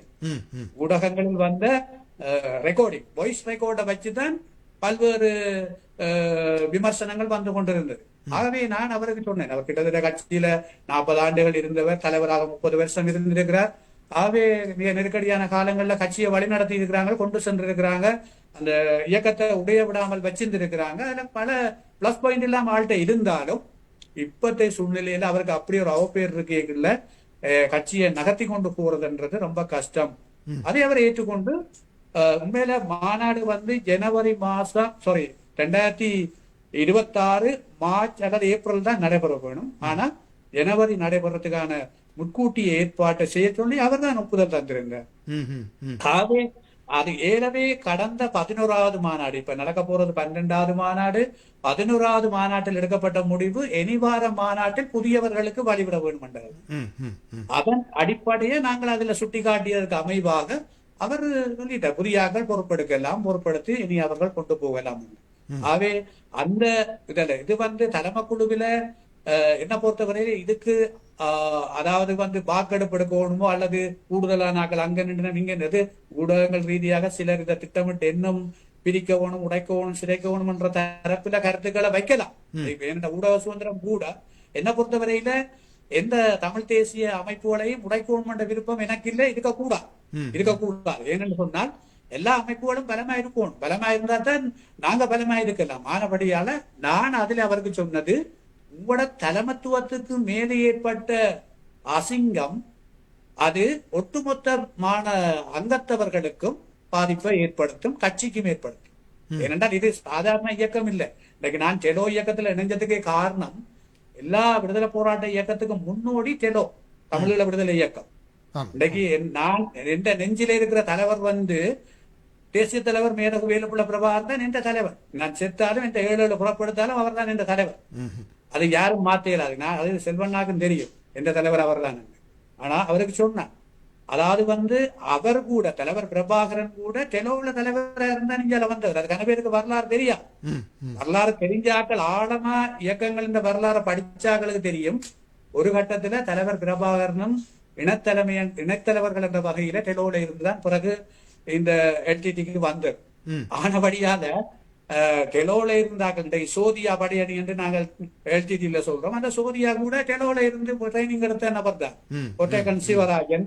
பல பேரை சொல்லலாம், நான் நிறைய பேர். எனக்கு அந்த வரலாறு தெரிஞ்சதுக்கு அப்பால தேசிய தலைவர் உண்மையில குட்டியண்ணா தங்கண்ணான்றதுக்கு அடுத்த வார்த்தை கிடையாது. எங்க பேட்டி கொடுக்கைகளையும் கதை கேட்கலையும் குட்டியண்ணா தங்கண்ணான்னு தான் கதைப்பேன். நான் அவர் நெருக்கமா கதைச்ச நிறைய உரையாடலை நான் கேட்டிருக்கிறேன், பார்த்திருக்கிறேன். அதே போல குட்டியண்ணா தங்கண்ணா உட்பட 15 பேரை மாவீரர் பட்டியல இணைச்சவர். ஏன்னு சொன்னால் அவர்கள் ஒரு தியாகிகள், விடுதலை போராட்டத்தின் ஸ்தாபக தலைவர்கள் என்ற வகையில தான் நினைச்சது. நிறைய வேலைகள் செய்யறாரு, வெளியில நாங்க சொல்லலாம். ஆகவே அந்த பற்றுறுதியோட தான் நான் செலவுல விமர்சனங்கள் இருக்கு. எல்டிடியில இருந்தவர் ஒட்டுக்குழுவோட இருக்கிறார், அப்படி விமர்சனங்கள் எனக்கு இருந்தாலும் நான் அதுகள் இல்லாத அரசியல்ல இப்படியான விமர்சனங்கள் இருக்கத்தான் செய்யும். ஆகவே அந்த விமர்சனங்களை தாண்டி நேர்மையான ஒரு அரசியல், இவ்வளவு பேர் இறந்துட்டாங்க எங்களை நம்பி, அவங்க அந்த தியாகிகள் இந்த தியாகத்தை நாங்க மதிக்கணும் என்ற வகையில தான். ஆனா இந்த விவகாரத்தில் அவர் ஏற்றுக்கொண்டுட்டார். நான் அதை இனி நான் தலைமத்துவத்துல போட்டியிடுவதில்லை என்றும் சொல்லி இருக்கிறேன். இனி புதிய ஆக்கள் பொறுப்படுத்தி செய்யும் கொண்டு நேற்றைய தினம் இந்த மாவட்ட தெரிவு நடக்கிற போது வந்து எனக்கு வாழ்த்துக்கள் தெரிவிச்சு, கோதாஸ் நீங்கள் பெரிய ஆதரவு, உங்களோட உறுப்பினர் எல்லாரும் நீங்கள் தான் திரும்ப இருக்கணும் என்று உங்களை ஏகமானதா தெரிவிச்சிருக்கிறாங்க, நீங்க இருந்து செய்யுங்கன்னு சொல்லி போட்டுதான் போயிருந்தேன். ஆனபடியால கால நேர சூழ்நிலைகள் சில பேரை சில இடங்கள்ல கொண்டு விளையான பாதைக்குள்ள விழுத்தும், அதே நேரம் அந்த விழுத்துற பாதைகள் சில எங்கடையாக பழமொழி சொல்லுவாங்க, பல நாள் கள்ளன் ஒரு நாள் பிடிபட்டா தான் கள்ளன் தெரியும். பிடிபடாத வரையும் அவன் கள்ளன் இல்லை, அவன் நேர்மையான பெரிய உங்களுக்கு தெரியும், அவன் ஏதோ எல்லாம் கதைச்சு கொண்டிருப்பாங்க. ஆனபடியால இதெல்லாம் நடக்கிற சம்பவம். ஆனபடியால இதுல மாற்றங்கள் பெறணும். அந்த மாற்றத்தை அவர் ஏற்படுத்துறதுக்கு ஒப்புதல் தந்திருக்கிறார். நல்லது.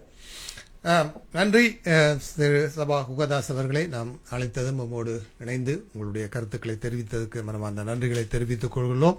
உங்களுக்கும் உங்கள் குடும்பத்தாருக்கும் அங்கு இருக்கக்கூடிய உங்கள் ஆதரவாளர்கள் அனைவருக்கும் இனிய கிறிஸ்துமஸ் வாழ்த்துக்களையும் புது வருட வாழ்த்துக்களையும் தெரிவித்து உங்களிடமிருந்து விடைபெற்றுக் கொள்ளலாம் என்று நம்புகிறேன். மீண்டும் தொடர்ச்சியாக உங்களை அவ்வப்போது நாங்கள் போக்கஸ் தமிழ் வானொலியினூடாக இணைந்து கொண்டு யாழ்ப்பாண அல்லது தமிழ் மக்களுடைய அரசியல் நிலைமைகள் தொடர்பாக மேலும் பேசுவோம் என்பதை தெரிவித்துக் கொண்டு உங்களிடமிருந்து விடைபெறுகிறேன். நன்றி, வணக்கம். நன்றி அண்ணா. உங்களுடைய தமிழ் தேசிய உறுதியான பயணம் ஊடக ரீதியாக நீங்கள் நியாயமான மக்களுக்கும் உங்களுடைய ஊடக வானொலி ஆதரவாளர் எல்லோருக்கும் இந்த கருத்துக்களை ஒவ்வொரு நபர்களின் ஊடாக கட்டி வளர்த்துக் கொண்டிருக்கிற ஒரு அரிய பணியை செய்து கொண்டிருக்கிறீர்கள். உங்களுக்கும் நீண்ட ஆயுளும் சுகமான வாழ்வும், இந்த பணியை நீங்க தொடர்ந்து செய்ய வேண்டும் என்று நான் ஆண்டவனை ப்ரே பண்ணி உங்களுக்கும் என்னுடைய வாழ்த்துக்களை கூறி விடைபெறுகிறேன் அண்ணா. நன்றி. நன்றி. நன்றி திரு சபா குகதாஸ் அவர்களே. நன்றி. நேயர்களே, நாம் இதுவரை வடமாகாண சபையின் முன்னாள் உறுப்பினர் திரு சபா குகதாஸ் அவர்களுடனான சந்திப்பு அரங்கத்தில் இணைந்திருந்தோம். அவருடனான இந்த சந்திப்பு அரங்கம் இத்துடன் நிறைவுக்கு வருகின்றது. நேர்கள் இணைந்து கொண்டிருப்பது போக்கஸ் தமிழ் வானொலியில் சதுரங்கம் நிகழ்ச்சி. இன்றைய சதுரங்கம் நிகழ்ச்சி இந்த வருடத்தின் இறுதி சதுரங்கம் நிகழ்ச்சி. ஆகவே நேர்களுடன் ஒரு அரை மணி நேரம் தொடர்ச்சியாக நாங்கள் பயணிக்கலாம். உங்கள் பங்களிப்பை நீங்கள் வழங்க விரும்பினால் நிகழ்ச்சியோடு இணைந்து கொண்டு உங்கள் கருத்துக்களை தெரிவிக்கலாம் என்பதை நேர்களுக்கு அறிய தருகிறோம். நிகழ்ச்சியோடு கருத்துக்களை தெரிவிக்க விரும்பும் நேர்கள் உங்கள் கருத்துக்களுடன் வானிலைக்கு வரலாம். சமகால அரசியல் நிலவரங்கள் தொடர்பாக போக்கஸ் தமிழ் வானொலி கடந்த அல்லது முடிய போகிற இந்த வருடத்தில் நாம் இதுவரை காலமும் இந்த சதுரங்கம் நிகழ்ச்சியின் ஊடாக எடுத்து வந்திருந்த எமது அரசியல் பயணம் என்பதை இன்று சபா குகதாஸ் அவர்களுடனான சந்திப்பு அரங்கத்தோடு 2025 ஆண்டுக்கான சதுரங்கம் நிகழ்ச்சிகள் நிறைவுக்கு வருகிறது என்பதை தெரிவித்துக் கொள்கிறோம்.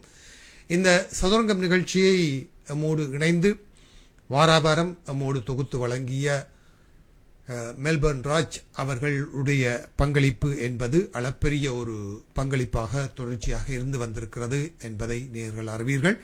தொடர்ச்சியாக போக்கஸ் தமிழ் வானொலியின் அரசியல் களம் என்பதை எப்போதும் ஒரு காத்திரமான அரசியல் களமாக நகர்த்தி சென்றதில் அரசியல் ஆய்வாளர் ராஜ் அவர்களுடைய பங்களிப்பு குறை மதிப்பீடு இல்லாத ஒரு பங்களிப்பாகவே நான் சொல்ல விரும்புகிறேன். எவ்வளவு சிரமங்களுக்கு மத்தியில் பல்வேறு சிரமங்கள், அவருக்கு இருந்த வேலை சுமைகள், பழுச்சுமைகள், குடும்பச் சுமைகள் என்பவற்றோடு இணைந்து தொடர்ச்சியாக போக்கஸ் தமிழ் வானொலியுடன் பயணித்துக் கொண்டிருப்பவர். பல்வேறு அரசியல் நெருக்கடிகளாக காலகட்டம் இருந்திருக்கிறது. குறிப்பாக கடந்த வருடமும் அதற்கு முந்தைய வருடமும் தேசிய மக்கள் சக்தி தொடர்பான ஒரு அரசியல் அலை என்பது எமது தமிழ் மக்கள் மத்தியில் இருந்த போதும் தமிழரசு கட்சிக்கும் தமிழ் மக்களுடைய அரசியல் நிலைப்பாடுகளுக்குமாக அவர் தொடர்ச்சியான தனது பங்களிப்பை முன்னெடுத்து வந்திருந்தார். யதார்த்தமான அரசியல் நிலைமைகள் ஒருபுறம் இருக்க, தமிழ் மக்களுடைய நியாயபூர்வமான அரசியலை நிறுவுவதற்கான தனது முயற்சியில் அவர் தொடர்ச்சியாக பல அரசியல் தலைவர்களையும் பல சமூக செயற்பாட்டாளர்களையும், அதே சமயம் அந்த சமூக செயற்பாட்டாளர்களுடைய அரசியல் வியூகங்கள் மற்றும் யுக்திகள் தொடர்பான ஒரு பரந்த அளவிலான ஒரு அரசியல் பார்வையை ஃபோக்கஸ் தமிழ் ஊடாக வழங்கிய மெல்பர்ன் ராஜ் அவர்களுக்கு நமது இந்த வேளையில் நேர்கள் சார்பாக நானும் எனது நன்றியை தெரிவித்துக் கொள்கிறேன். தொடர்ந்து வரும் காலங்களிலும் தொடர்ச்சியாக மெல்பர்ன் ராஜ் அவர்கள் நம்மோடு இந்த அரசியல் பயணத்தில் இணைவார் என்பதை நேர்களுக்கு தெரிவித்துக் கொள்கிறோம். இவ்வாறான ஒரு வாய்ப்பு என்பது அரிதாக தமிழ் மக்களுக்கு கிடைக்கக்கூடிய ஒரு வாய்ப்பு என்பதை அறியத்திருக்கிறோம். குறிப்பாக நாம் இந்த அரசியல் பயணத்திலே பல்வேறு சவால்களை சந்தித்திருக்கிறோம். குறிப்பாக தமிழ் தேசிய அரசியலில் தற்போது ஏற்பட்டிருக்கக்கூடிய பாரதூரமான ஒரு பின்னடைவு என்பதை கடந்த தேர்தல்களின் போது சந்தித்த போதும் சரி, அல்லது தற்சமயம் இந்த அரசியல் என்பது ஒரு அநாகரிகமான நிலைமைக்கு தள்ளி சென்ற போதும் ஃபோக்கஸ் தமிழ் வானொலி என்பது இந்த தமிழ் மக்களுடைய அரசியலை ஒரு கௌரவமான அரசியல் பயணமாகவே எடுத்துச் செல்வதற்கு நமது அரசியல் ஆய்வாளர் ராஜ் அவர்களுடைய கடுமையான முயற்சி மற்றும் அவருடைய நிபந்தனைகள் காரணமாக நாங்கள் அந்த ஒரு பயணத்தில் தொடர்ச்சியாக உங்களோடு பயணித்துக் கொண்டிருக்கிறோம். அதாவது எந்த விதமான அநாகரிகமான அரசியல் தொடர்பான விஷயங்களுக்கு முக்கியத்துவம் கொடுப்பதில்லை, அல்லது அவற்றை நாம் பேசுவது என்பது தொடர்பான அவருடைய நிலைப்பாடுகள் மிகவும் காத்திரமானவை. அதே சமயம் விருந்தினர்களோடு அவருடைய உரையாடல் என்பது ஒரு அரசியல் ரீதியான பங்களிப்பாகவும் அதே சமயம் ஒரு கௌரவமான சந்திப்புகளாகவும் இருக்க வேண்டும் என்பதில் அவர் எடுத்துக்கொண்ட கடினமான நிலைப்பாடுகள் என்பவைதான் ஃபோக்கஸ் தமிழ் வானொலியின் அரசியல் அரங்கத்தை முற்றுமுழுதாக ஒரு கௌரவமான அரசியல் பயணமாக வைத்திருக்கிறது என்பதை நீங்கள் அறிந்திருப்பீர்கள்.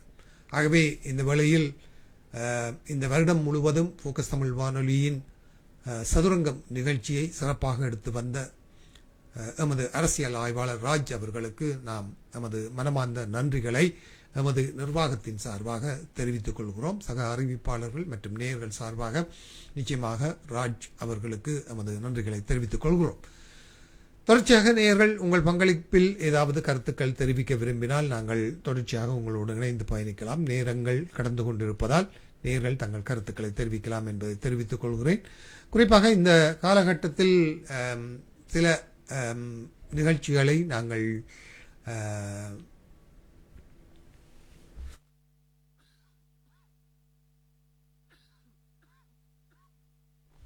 மறு ஒலிபரப்புகளாகவே எடுத்து வருகிறோம். அதே சமயம் சந்திப்பு அரங்கங்களிலே பிரமுகர்களை இணைத்துக் கொள்வதில் இந்த விடுமுறை காலத்தில் மிகவும் சிரமமாக இருக்கிறது, தொடர்புகளை மேற்கொள்வதில். இருந்தபோதும் இன்று சபா குகதாஸ் அவர்கள் நம்மோடு இணைந்து கொண்டு இந்த சூடான அரசியல் சூழ்நிலைகளில் அவருடனான ஒரு சுருக்கமான சந்திப்பை ஏற்படுத்துவதற்கு நாங்கள் முனைந்திருந்தோம். அது நன்றாகவே வந்திருந்தது என்று நம்புகிறேன். வணக்கம் பவானி. வணக்கம். ஃபோக்கஸ் தமிழ் வானொலிக்கும் வானொலி இயக்குனர் உங்களுக்கும் அரசியல் ஆய்வாளர் ரவி என்ன சேர் என்ன அரசியல் பக்கம் எல்லாருக்குமே நன்றி சொல்லணும். ஏனென்றால் தொடர்ச்சியா அந்த நிகழ்ச்சிகள் தடை இல்லாமல் தொடர்ச்சியா நிகழ்ச்சியை கொண்டு வந்ததுக்கும் மற்றது எல்லாம் மூத்த அனுபவமானவர்கள நேர்காணல் செய்ததுக்கும். ஏனென்றால் அந்த அவர்களின் காலம் அவர்களுக்கு வயசுகள் போய்கொண்டிருக்கீங்க. அவர்களுடைய இந்த தகவல்களை எங்களுக்கு ஒரு பதிவாக நேர்களுக்கும் அது ஒரு பதிவாகவும் ஏற்படுத்தி தந்த உங்களை எல்லாருக்குமே நன்றி எல்லாம் சொல்லணும். அடுத்த கட்டமும் அப்படி தொடர்ச்சியாக இயங்க வேணும். நாட்டு எங்கட நாட்டு பிரச்சனையே எங்கட வானொலிதான் கொண்டு செல்ல வேணும். வானொலி என்றது தமிழ மண்ணிட்ட மக்களிட பிரச்சனையே எடுத்து செல்ற ஒரே ஒரு சாதனம் வானொலி மட்டும்தான். மற்றது எல்லாமே மௌனிச்சு போடுது. வானொலி வந்துதான் எடுத்து செல்லப்படுகிறது. ஆனபடியால் அந்த சேவைக்கு உங்களுக்கு மீண்டும் பாராட்டுகளும் நன்றிகளும் தான். தொடர்ச்சியா அடுத்த கொண்டு செல்வதற்கு நிச்சயமாக ராஜ் அவர்கள் தனது விடுமுறை காலங்களை முடித்துக்கொண்டு மீளவும் பொங்கல் தினத்துக்கு அப்பால் நாம் நிகழ்ச்சியோடு அவர்களோடு இணைவோம் என்பதை தெரிவித்துக் கொள்கிறேன்.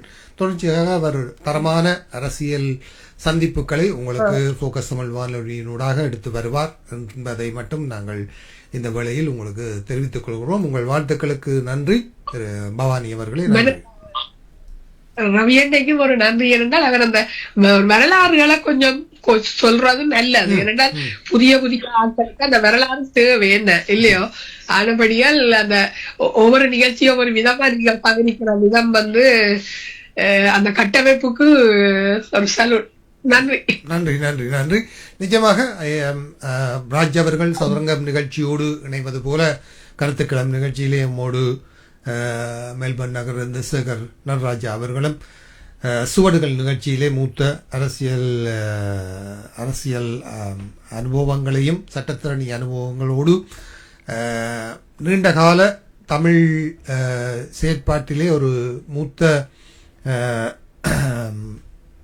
அனுபவம் மிக்க புலமையாளராக பயணித்துக் கொண்டிருக்கக்கூடிய திரு செல்வதுரை ரவீந்திரன் அவர்களுக்கும் நாங்கள் நிச்சயமாக இந்த போக்கஸ் தமிழ் வானொலி ஊடாக நமது நன்றிகளையும் மனமார்ந்த நன்றிகளை தெரிவிக்க வேண்டிய தேவை இருக்கிறது. எல்லோருமே அதாவது ஒரு என்னை பொறுத்த வரைக்கும் ஒரு ப்ரொஃபஷனலிசம் என்பதற்கும் மேலாக தங்கள் பங்களிப்பை இலவசமாகவே போக்கஸ் தமிழ் வானொலியினூடாக மக்களுக்கான இந்த அரசியல் தெளிவுகளை ஏற்படுத்துகின்ற செயற்பாடுகளை நாங்கள் செய்து வருகிறோம். குறிப்பாக நாங்கள் ஒரு கடும் போக்கான அரசியல் தளம் என்பதை விட ஒரு என்ன சொல்வது மிதவாத அதே சமயம் பக்கச்சார்பற்ற விமர்சனங்களை நேரடியாக முன்வைக்கின்ற ஒரு தரப்பாக போக்கஸ் தமிழ் வானொலி பயணித்துக் கொண்டிருக்கிறது. எந்த ஒரு தரப்பினருடைய செல்வாக்குகளும் இன்றி, அதாவது யாருடைய இன்ஃப்ளூயன்ஸும் அரசியல் பார்வைகளிலே செல்வாக்கு செலுத்துவது இல்லை என்பதை உங்களுக்கு அறிய தருகின்றோம். அதாவது நடுநிலைமை என்று நாங்கள் எடுத்துக்கொள்வதில்லை. கடுமையான விமர்சனங்களை முன்வைக்கிறோம். ஆனால் அது மக்களுடைய அரசியலை புரிந்த ஒரு அரசியல் தரப்பாகவே நாங்கள் பயணிக்கிறோம். இது பல பேருக்கு கடுமையான விமர்சனங்களை முன்வைத்திருக்கிறது. பல எதிர்பார்ப்புகளுடன் தமிழ் தேசிய அரசியலை முன்னெடுக்க வேண்டும் என்று இந்த நிகழ்ச்சிகளிலே பங்கெடுத்த பல பேர் பின்னர் அவர்களுடைய எதிர்பார்ப்புகளை பூர்த்தி செய்யாத, அதாவது புலிகளை புகழ்ந்து பாடுவதோ அல்லது அதுதான் ஒரு தமிழ் மக்களுக்கான அரசியல் ஒற்றை தெரிவாக இருக்க வேண்டும் என்றோ ஒரு நிலைப்பாட்டை எடுக்காத காரணத்தினால் போக்கஸ் தமிழ் வானொலியோடு அவர்கள் தொடர்ச்சியாக பயணிப்பது இல்லை என்பது நமக்கு புரிந்தாலும் கூட நாம் நமது அரசியல் களத்தில் எந்த விதமான ஒரு கம்ப்ரமைஸும் செய்து கொள்ளவில்லை என்பதை நேயர்களுக்கு அறிய தருகிறோம். ஏனென்றால் நாங்கள் புலிகளுடைய அரசியல் என்பதை நாங்கள் அவர்களுடைய உயிர் தியாகத்தில் எந்த விதமான மாற்று கருத்தையும் கொண்டிருப்பவர்கள் அல்ல. அந்த இளைய உயிர்கள் அந்த தியாகங்களுக்கு நமது தலை சாய்ந்த வணக்கங்கள் எப்போதும் உண்டு. ஆனாலும் நடைமுறை சாத்தியமான இன்றைக்கு தேவையான ஒரு அரசியலை பேச வேண்டியவர்களாக நாங்கள் இருக்கிறோம் என்பதைத்தான் நாம் போக்கஸ் தமிழ் வானொலியினூடாக தொடர்ச்சியாக தெரிவித்து வருகின்ற செய்தி. இதை பல பேர் சரியாக புரிந்து கொள்கிறார்களா இல்லையா என்பது நமக்கு தெரியவில்லை. இருந்தாலும் கூட அந்த நிலைப்பாட்டிலிருந்து நாம் மாறுவதாக இல்லை. புலிகளுடைய அரசியல் என்பது ஒரு காலகட்டத்தில் தமிழ் மக்களுடைய அரசியல் தெரிவுகளில் முதன்மையானதாக இருந்தது. ஆனால் இப்போது அது எவ்வாறு இருக்கிறது என்பதையும் நேயர்கள் அறிவீர்கள். ஆகவே அந்த விடயங்களில் நாம் சில நிலைப்பாடுகளை கொண்டிருக்கிறோம் என்பதை தெரிவித்துக் கொள்ள விரும்புகிறோம். அவர்களுடைய தியாகங்களையோ அவர்களுடைய அளப்பெரிய பங்களிப்பையோ ஃபோக்கஸ் தமிழ் வானொலி எப்போதுமே மதித்து வந்திருக்கிறது அல்லது அதை குறைமதிப்பீடு செய்வது கிடையாது என்பதை மிக தெளிவாக இந்த வேளையில் சொல்லி வைக்க விரும்புகிறோம். நம்மை பற்றிய விமர்சனங்களை முன்வைப்பவர்கள் பல்வேறு விதமான விமர்சனங்களை முன்வைப்பார்கள். அவர்களுடைய பார்வைகள் அரசியலிலே இன்னமும் அவர்கள் விரிவான பார்வைகளை கொள்ள வேண்டும். அதற்காக அவர்கள் தங்களது அரசியல் அனுபவங்களையும் அரசியல் பார்வைகளையும் விரிவுபடுத்த வேண்டும் என்ற அன்பான வேண்டுகோளை மட்டுமே நம்மால் இந்த வேளையில் தெரிவித்துக் கொள்ள முடியும் என்று நான் கருதுகிறேன். ஆகவே அது தொடர்பாக நீண்ட நேரம் பேசலாம். அவை முக்கியமற்றவை என்று நான் கருதுகிறேன். உங்களோடு நாம் இணைந்து பயணிக்கின்ற அதே சமயம் சமகால அரசியலில் இலங்கை அரசியல் தொடர்பான பல்வேறு தரப்பினரையும் நாங்கள் சந்தித்திருக்கிறோம். கொழும்பு அரசியல் தொடர்பாக புருஷோத்தமன் தங்கமயில் போன்ற அரசியல் விமர்சகர்கள் நம்மோடு இணைந்து பயணித்திருக்கிறார்கள். அதே சமயம் பொருளாதார வல்லுநர்கள், சமூக அரசியல் விமர்சகர்கள், அரசியல்வாதிகள் என பலரையும் இந்த சதுரங்கம் நிகழ்ச்சியோடு நாங்கள் இணைத்து பயணித்திருக்கிறோம் என்பதை தெரிவித்துக் கொள்கிறோம்.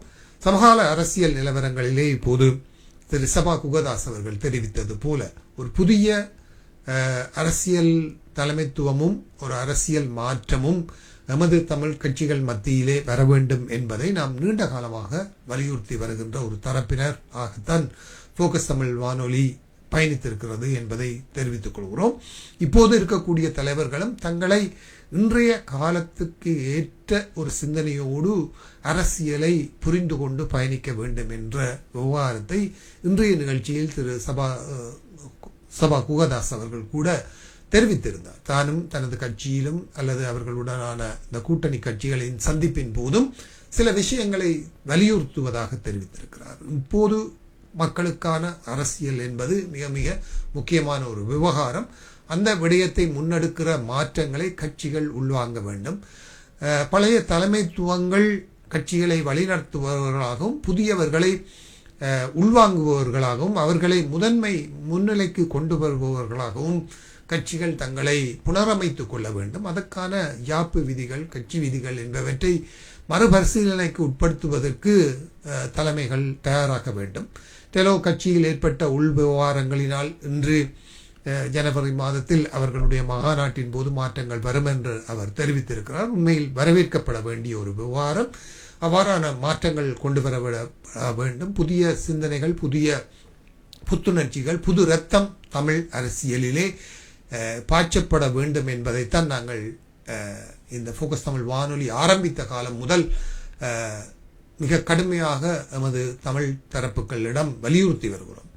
பழமையான கட்சிகளுக்கு இடையில், தமிழ் கட்சிகளுக்கு இடையிலான முரண்பட்ட அரசியலே அல்லது முரண்பட்ட கருத்துக்களும் முரண்பட்ட நிலைப்பாடுகளுமே தமிழ் மக்களுடைய அரசியலாக இருக்க முடியாது. தமிழ் மக்களுடைய அரசியல் என்பது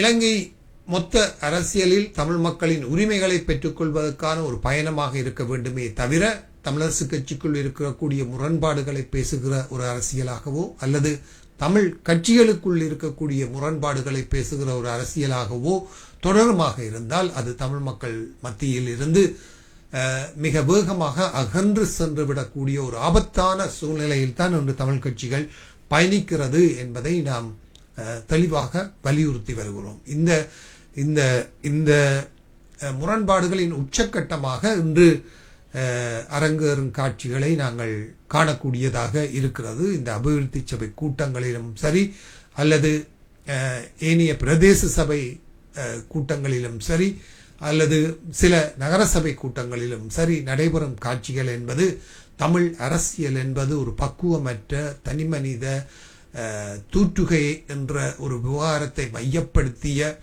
அல்லது இன்னொரு விதத்தில் பிரதேச சாதிய முரண்பாடுகளை வலியுறுத்துகிற மிக பின்தங்கிய அல்லது பிற்போக்கான ஒரு அரசியலுக்குள் தமிழ் மக்களை கொண்டு செல்கின்ற நிலைமையை பார்க்கும்போது மிகவும் வருத்தத்துக்குரிய ஒரு நிலைமையில் பயணிக்கிறோம் என்பதைத்தான் இங்கு அவதானிக்கின்றோம். ஆகவே இந்த நிலைமைகளை மாற்றுவதற்கு ஒரு ஊடகமாக நம்மால் முடிந்த வரைக்கும் எமது பங்களிப்பை செய்ய வேண்டும் என்று நாங்கள் தொடர்ச்சியாக விரும்புகிறோம் என்பதை இந்த வேளையில் நேயர்களுடன் பகிர்ந்து கொண்டு உங்களிடமிருந்து விடைபெற்றுக் கொள்ளலாம் என்று நம்புகிறேன். நேயர்களை மீண்டும் நாளை இரவு கருத்துக்களம் நிகழ்ச்சியிலே நாங்கள் சிறப்பு நேயர்கள் அல்லது சிறப்பு விருந்தினர்கள் இருந்தால் அவர்களுடனும் இணைந்து பயணிப்போம். அல்லது மீண்டும் ஒரு கருத்துக்கள நிகழ்ச்சியில் சேகர் நடராஜா அவர்களுடன் உங்கள் அனைவரையும் ஃபோக்கஸ் தமிழ் வானொலியில் நாளை இரவு சந்திக்கும் ஆவலுடன் தற்சமயம் உங்களிடமிருந்து விடைபெற்று செல்வது மகேந்திரன் சத்யபாலன். நம்மோடு இன்று நிகழ்ச்சியிலே இணைந்து பயணித்து நமது நிகழ்ச்சியை சிறப்பாக எடுத்து வந்தமைக்கு நம்மோடு பயணித்த சபா குகதாஸ் அவர்களுக்கு நமது மனமார்ந்த நன்றிகளை தெரிவித்துக் கொண்டு இன்றைய நிகழ்ச்சியிலிருந்து உங்களிடம் விடைபெறுகிறோம். மீண்டும் தொடர்ச்சியாக ஃபோக்கஸ் தமிழ் வானொலியுடன் இணைந்திருங்கள். நன்றி, வணக்கம் நேயர்களே.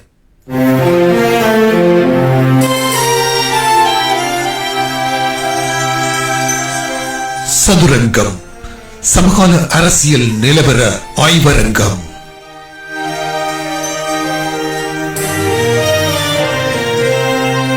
ஆஸ்திரேலியா சிட்னியிலிருந்து ஃபோக்கஸ் தமிழ் நேரலை மூலம் மெல்பர்ன் நகரிலிருந்து அரசியல் ஆய்வாளர் ராஜ் அவர்களின் நிகழ்ச்சி தயாரிப்பில் மகேந்திரன் சத்யபாலன் தொகுத்து வழங்கும் சதுரங்கம்.